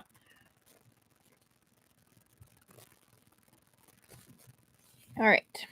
Chapter 82. Yushu had heard of the terrors of incense of helplessness. It was a one-of-a-kind poison used by the Jijian Bureau on uncooperative or tight-lipped suspects. The divine farmer, Shen Nong, had consumed hundreds of plants, poisoning himself to learn their effects, so the ailing masses might put them to use in agriculture and medicine. But Yu Xiu had no ambitions of becoming another Shen Nong, no desire to experience the potency of incense of helplessness. I can also picture him like that with Feng Xiao someday. Yeah. No, I can definitely see it. I almost want to put a mark down for the shamelessness counter. Maybe without the blood, but I don't know. Maybe Feng Xiao's into that. I think with how... I don't want to say like how much of a clean freak he is, but how conscientious of his cleanliness Feng Xiao seems to be. Especially like, I mean, he gets freaked out about the dead bodies thing. The touching of the dead bodies. But yes, I don't know if he'd be into the blood aspect. It might wig him out just because he's like, ew, germs. But we could be wrong. Like, you never know with these two, as Danica is saying. Yeah. No. Yeah.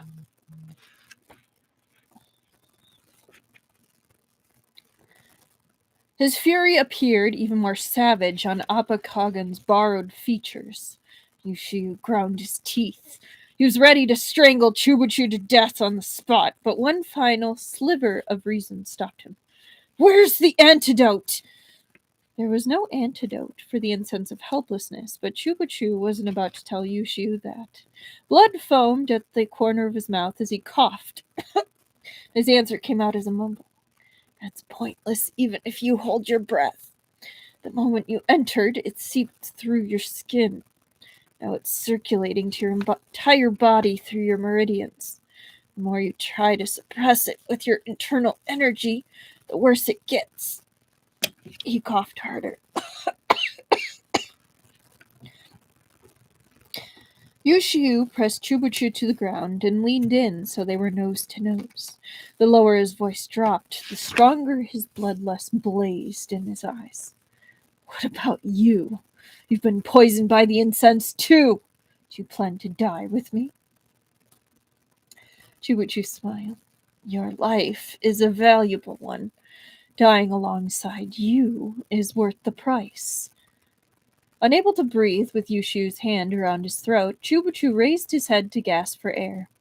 The faint light trickling through the thin material of the earth's roof outlined his fair and slender figure. The sight was heart-stoppingly beautiful. Yushu was an admirer of all things lovely, whether living or dead.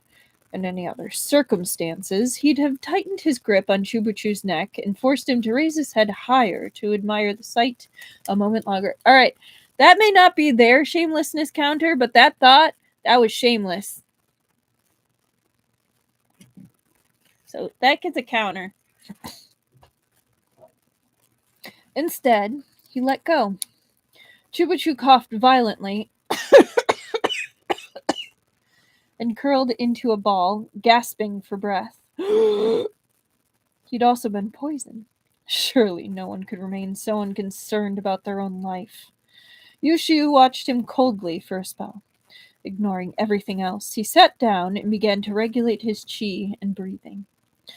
He quickly realized that Chubachu was telling the truth. Circulating his internal energy only aggravated the pain. Yushiu soon felt like his chest was being stabbed by 1,000 needles. Any contact on his skin was excruciating. Even the brush of his clothes against his body was unbearable. Chubuchu was not a martial artist. How could he endure such torment? Yushiu was a martial artist of many achievements. He'd never before suffered such a setback. He gritted his teeth and searched Chubuchu, but found only a silk pouch. Inside were a few pills that smelled of herbs. "What is this?" Yushu suspected it was the antidote, but he dared not take any chances. I have a feeling there's a lot of trauma in their underlings' futures. Yep. Also weirdly dissonant. Are you talking about the sound quality? Like, is the microphone being weirdly dissonant?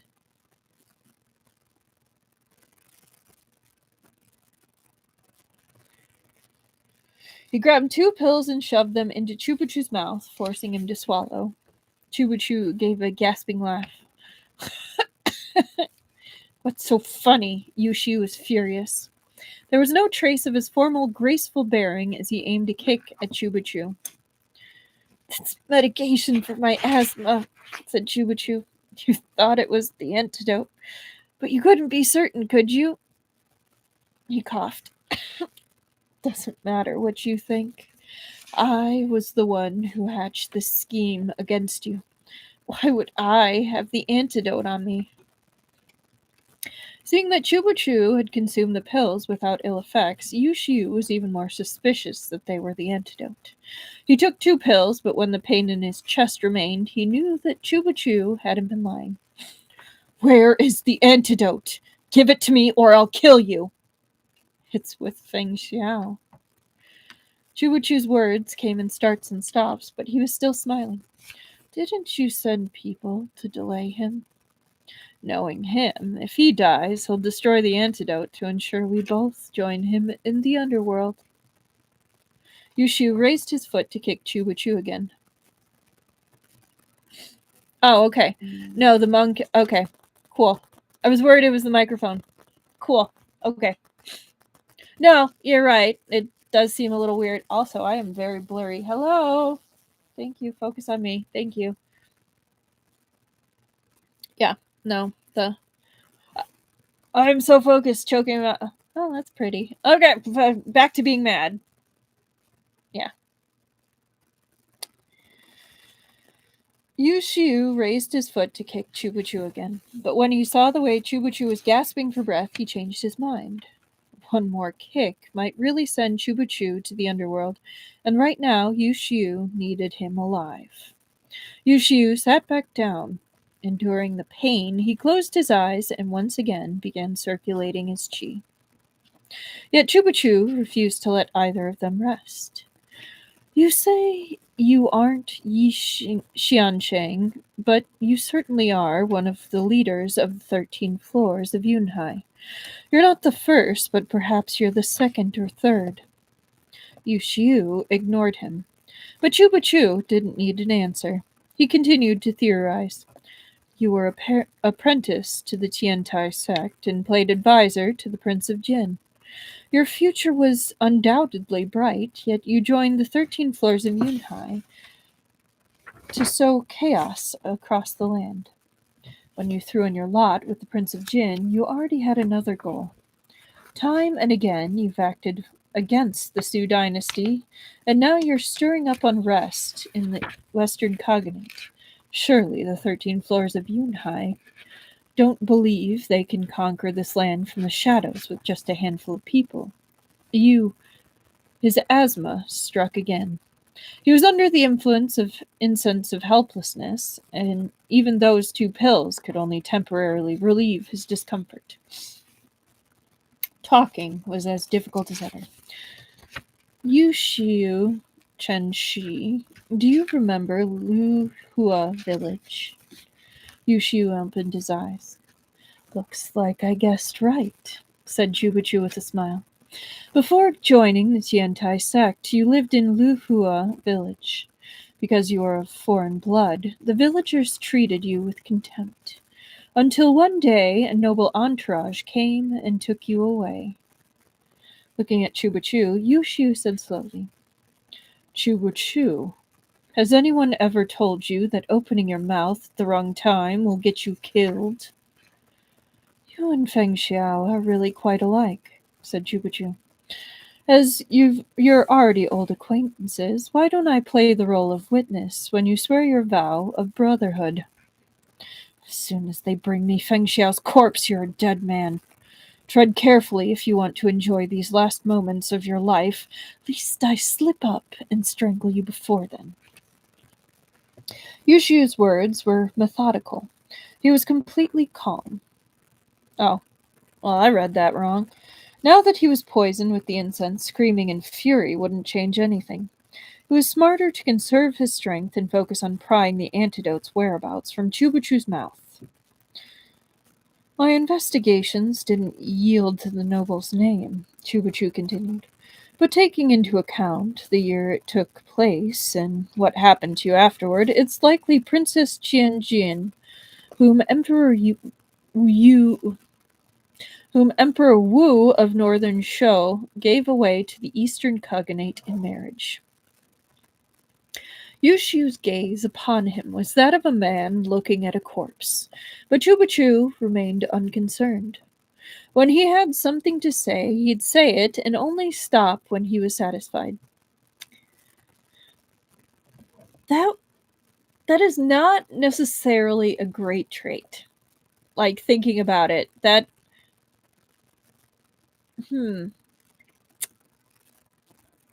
Princess Qianjin took pity on you, an isolated child with neither mother nor father. She brought you back to the Cognate and personally taught you to read and found someone to instruct you in martial arts. Years later, you left the Cognate and wandered the Central Plains. After becoming a monk, you joined the Tiantai sect as their disciple. A man of your talent would stand out wherever you go, so you quickly distinguished yourself there. At one point, you almost became their next sect leader. But you declined, claiming you lacked experience and wished to descend the mountain. The sect leader saw you as young but dependable and made you head of Shangli Hall. This gave you access to all the men and resources the Tiantai sect had amassed over the years to support you in your travels. Yet the first thing you did upon leaving the mountain was return to Lu Hua village, where you massacred the inhabitants and burned the village to the ground. For a moment, Chubachu couldn't go on. The pills had made it somewhat easier to breathe, but did nothing to alleviate the effects of the incense of helplessness.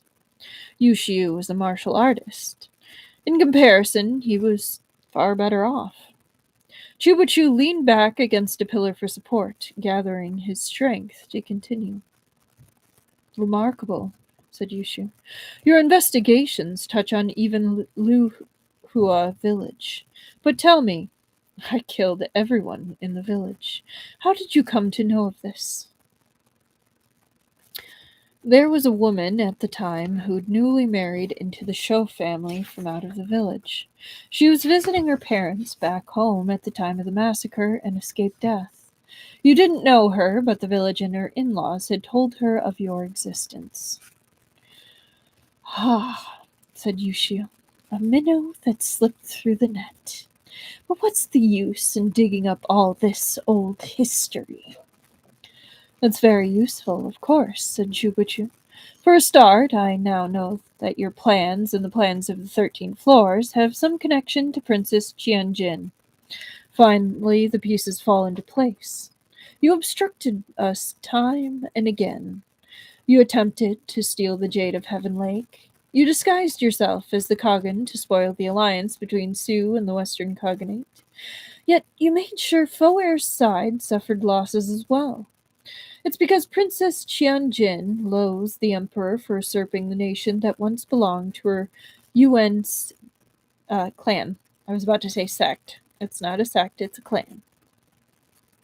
Yushiu burst out laughing. You're wrong. The princess has nothing to do with the 13 floors. She shouldered her duty and married a Goktur Khagan, knowing she would remain trapped in the Khaganate for the rest of her life. How would she have the means to make trouble in the Central Plains or found an organization like the 13 Floors of Yunhai? She doesn't need to do anything. Whatever she wants, I'll do it for her. My goals happen to align with the 13 Floors of Yunhai. Why can't I borrow their strength? Chubuchu, oh Chubuchu, you boast of your cleverness, but why don't you use your scheming mind to help the common people? Instead, you spend your days bickering with Feng Xiao and trying to figure out what the Emperor will do next. You allow a weak woman to step up instead. It was she who was made to repair the relationship between the two nations. It was she that took on all the suffering that should have been yours. Yushu's face twisted with hatred. He seemed to see the faces of all his enemies in Chubuchu's as he grabbed Chubuchu's collar and yanked him in, closing a hand around his throat once more. Dude's got a choking kink. Like, come on.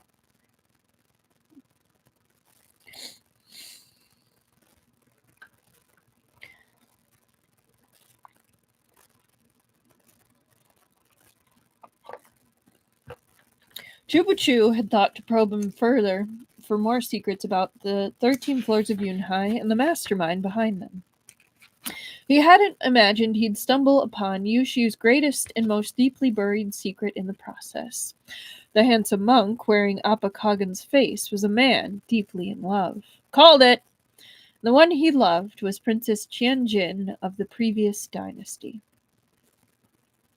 After Princess Qianjin was married off, the northern dynasty changed hands from Shou to Su. The current emperor, Yang Jian, wasn't just any upstart noble. He had been the father-in-law of the emperor of northern Shou. Buttressed by the authority and influence of this position, he donned the emperor's yellow robes and slaughtered Princess Qianjin's entire family. There could exist no warmth or gentleness in the struggle for power, but Princess Qianjin had lost both her nation and her family. Of course she hated Great Su. Perhaps she'd fostered Yushu with the intention of creating a useful tool, or perhaps she returned his feelings sincerely. Either way, Yushu was willing to cross fire and flood for her, to treat the entire world as a game of chess and overturn the lives of countless innocents. I mean, you're not wrong, Truffle. Right now, his hands are the only weapon he's got on him. If the Tiantai sect caught wind of this, they would expel him. His reputation would be destroyed, and the Prince of Jin would never employ him as a counselor again. The power he'd painstakingly built up and schemed for would go up like so much smoke. As for the 13 floors of Yunhai, if Yushu wasn't Yi Xiansheng, who was the mastermind capable of giving this man orders? Was it Princess Qianjin?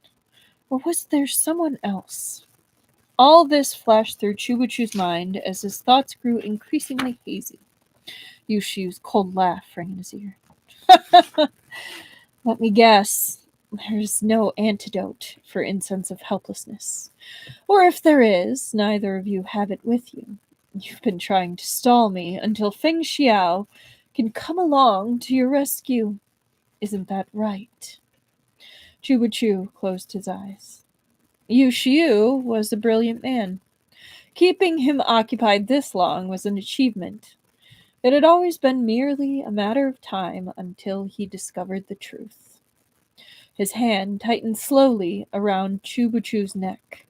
He was certain Feng Xiao wouldn't make it, and so he deliberately made Chubuchu's death slow, cutting off his air little by little, refusing to give him the satisfaction of a quick end. Yushu's feelings toward Chubachu had always been complex. He enjoyed their battle of wits and admired the man's brilliant mind, on par with Yushu's own. He'd believed his disguise as the Kagan to be flawless, yet Chubachu had seen through it. Fortunately, he'd prepared for all contingencies. His plans were foolproof. Anytime someone says their plans are foolproof, I'm just waiting for them to be proven wrong. Like with a vengeance, I'm waiting for them to be proven wrong.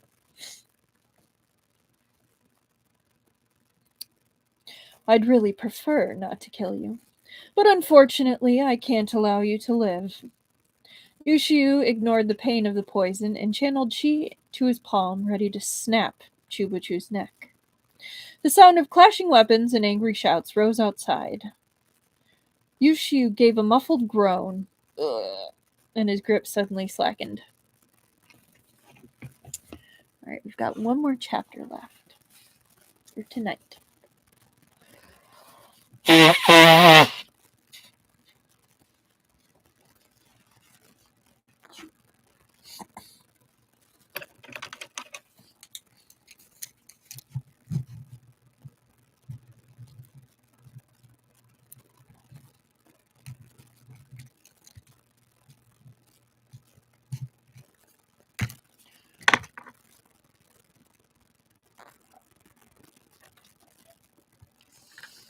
Sorry, hang on.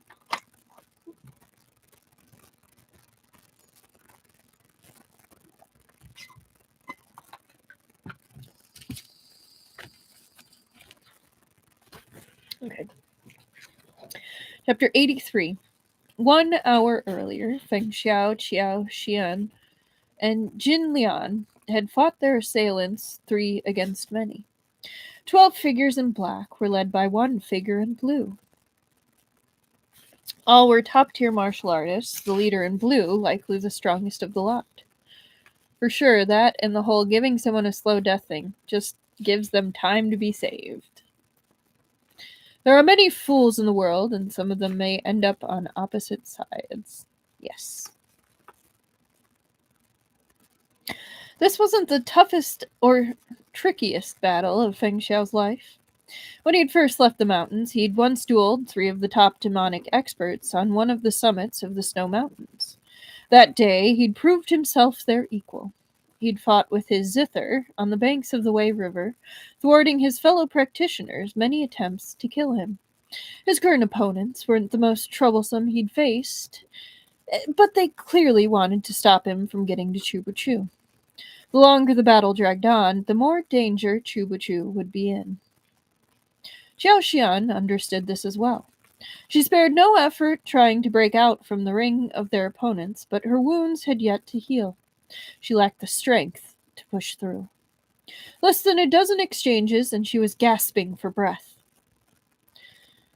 The 12 fighters in black worked together seamlessly, their collective strength more than the sum of its parts.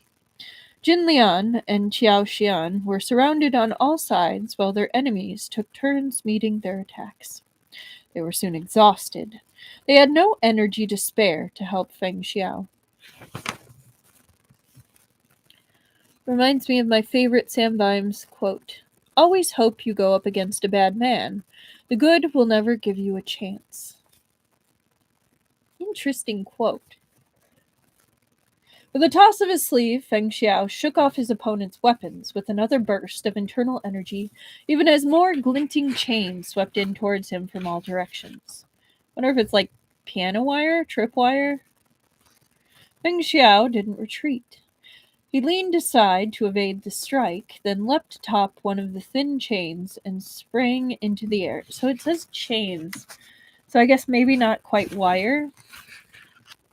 So I'm thinking like garrote wire. His opponent had expected this. He leapt after him in pursuit. They exchanged a dozen blows in midair, the wind from their palms whipping around them. Their robes billowed with true chi, snapping as they were caught in the whirling gales. Their palms moved faster and faster until they were an indistinguishable blur.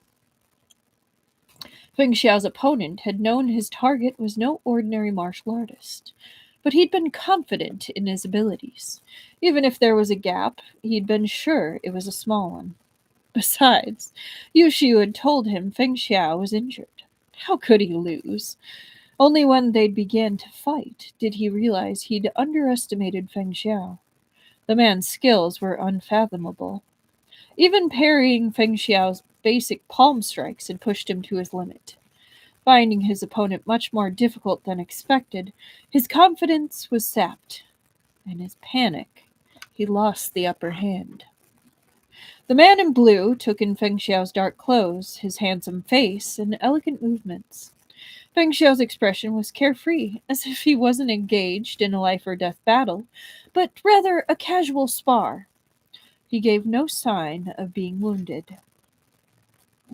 Fine metal chains shot from the blue sleeves like falling stars, or an arrow springing from a bow. As silent as soft rain, they flew toward Feng Xiao from both sides. Only when they struck their target would there be noise.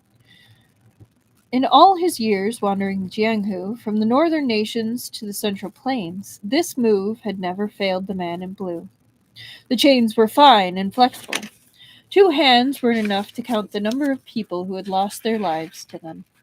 They wouldn't fail him this time either. The man in blue didn't hesitate. He poured every ounce of his internal energy into the chains, which rushed toward Feng Xiao with unstoppable momentum, ready to splinter everything in their path like dry bamboo. Any human hand they struck would be destroyed, the flesh ripped apart, and the bones shattered. Feng Xiao had only 2 options: evade or meet it head on. The man in blue had already sealed off all avenues of retreat. Unless Feng Xiao could take flight or sink into the ground, he had no choice but to take the blow barehanded. The moment his hands were injured, the man in blue would launch his next attack. I remember now, Feng Xiao said. Then he vanished. The chains hit nothing but empty air. How could this be? As the man stood in stunned disbelief, a wave of bloodlust swept up from behind him. Shit! Feng Xiao was no ghost or demon. He couldn't disappear, nor was this some arcane magic. He'd employed a technique used by ninjas in Yamato to confuse their enemies. An optical illusion created by exploiting the human eye's limited field of vision. It wasn't at all mysterious, once explained, but in that fraction of a second, the man in blue had fallen for it. The attack he'd staked everything on missed. Lightning quick, he turned and flung his chains out again, but in a fight between martial experts. That split second was enough to turn the tide. He'd lost his opportunity and handed the initiative to his opponent. Feng Xiao's palm slammed into his back. So iron chains are supposed to be effective against martial artists, since iron is supposed to sap people's strength. I did not know that, Truffle. That's an interesting little antecedent. Blood spurted from the man in blue's mouth, even as he lurched forward to avoid Feng Xiao's next attack. Without Chubuchu here to remind me, I couldn't figure out who you were at first. Feng Xiao didn't give chase. Hands clasped behind his back, he strolled up to the man in blue. The steps he took looked ordinary, yet somehow he moved a great distance with each one. No matter how quickly the man in blue fled, the distance between them remained unchanged. That is a psychological move that would freak people out royally, where you're just casually walking but you're still keeping up. Like the appearance of just strolling menacingly towards you and you're running for your life. That is terrifying. That is horror movie style mind fuckery. Your weapon is unusual, but your moves have much in common with Qin Miao Yu and Shu Xing. Those 2 lack your skill and powerful internal energy. They weren't anywhere near your match. You, then, must be the leader of the Buyeo sect, Go-un. The man in blue neither confirmed nor denied Feng Xiao's guess. He'd known killing Feng Xiao would be difficult, but it was the sole reason he was here. If he couldn't take Feng Xiao's life today, he'd have failed. Yeah, that kind of vibe. That stalking vibe. Still deliberating, he'd touched down on a tree in front of him and pushed off, turning sharply back towards Feng Xiao. His chain snaked through the air toward Feng Xiao's wrists, and he leapt after them, aiming a kick at Feng Xiao's knee. Jin Lian saw the glint from the top of the man in blue's boot. "His shoes!" she cried. It was too late. The boot and its blade were about to sink into Feng Xiao's flesh. She hardly needed to think to guess it was tipped with deadly poison. Several black-clad men surged forward, swords slashing toward Jin Lian's face. She dodged, losing sight of Feng Xiao for a moment. When she looked over again, what she saw made her heart stop. Feng Xiao was collapsed backward. The poisoned blade had met its mark. Jin Lian wailed internally. With no thought for the men pursuing her, she flew towards Feng Xiao. If he died, it was over. They could forget about rescuing Chu or restoring their honor. The three of them would perish here today. Xiao Xian was of the same mind. The pair raced toward the crumpled figure of Feng Xiao, only to see him leap into the air. The whip sword at his waist gleamed as it streaked towards his opponent in an arc of light. As fluid as an ocean wave, yet as strong as stone, it ran through the man in blue's chest in a single deadly strike, and kept going, nailing itself to the trunk of the tree behind him. Go-un had been certain his mission would succeed. He had never thought it would claim his life. His wide eyes were filled with resentment, boring into Feng Xiao even in death. Xiao Xian was quick. She lunged forward and yanked the sword whip out of the tree, then tossed it to Feng Xiao. He caught it deftly and charged into the formation of black-clad men without a backward glance. The loss of their leader had thrown them into disarray, and he fell onto them like a wolf on its prey. In the blink of an eye, several heads hit the ground. These men were all under orders to fight to the death.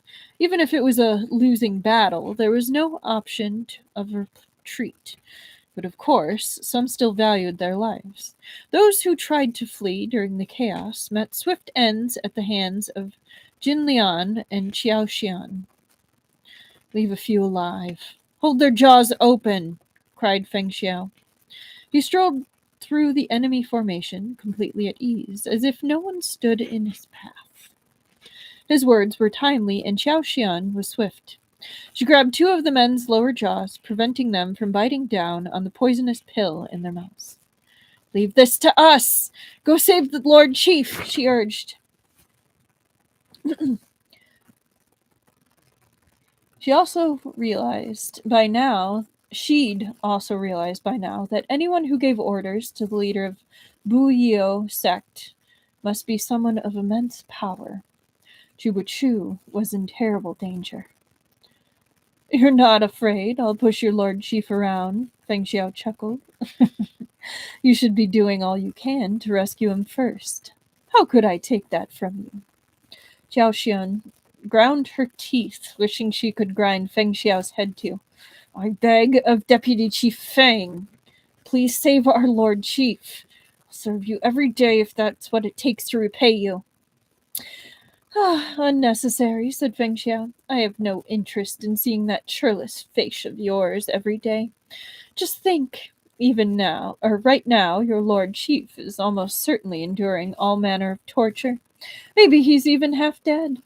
Save your kindness for him during his darkest hour, when he's in desperate need of help. You'll get the most return for your goodwill that way. Don't you agree?" If you tell me he has a truth pill, I'm gonna lose it. Don't they have kind of more like a more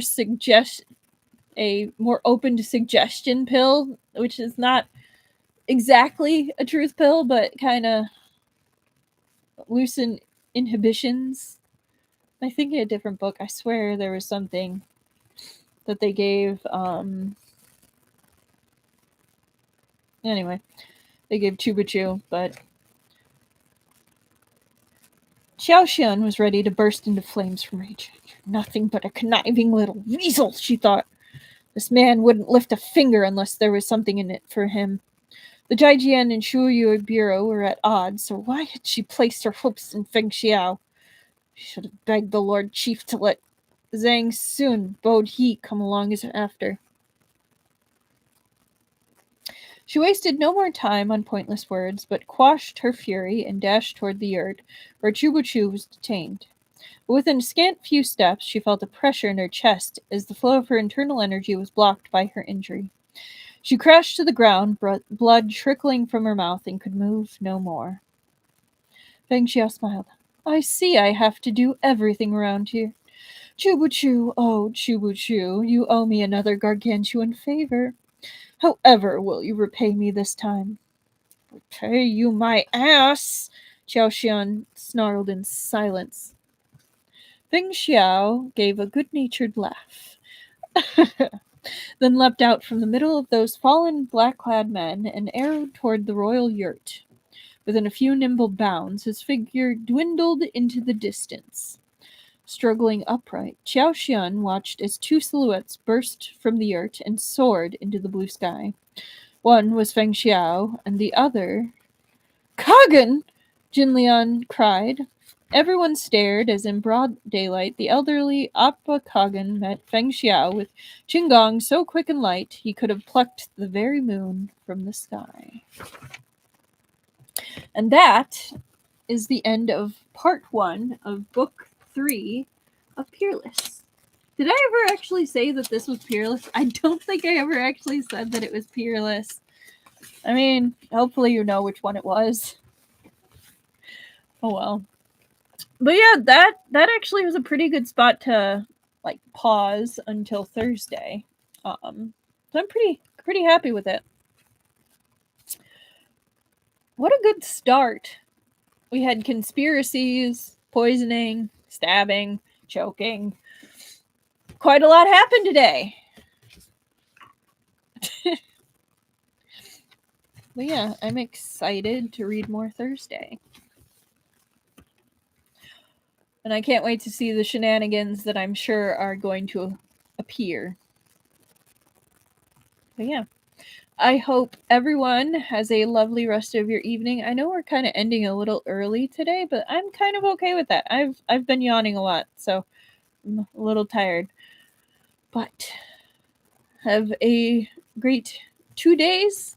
Yeah, because it's 2 days from now. It's Thursday. 1, 2. I will see you then. Anyone who listened later to this, I hope you enjoyed, had some laughs, and I will see you later.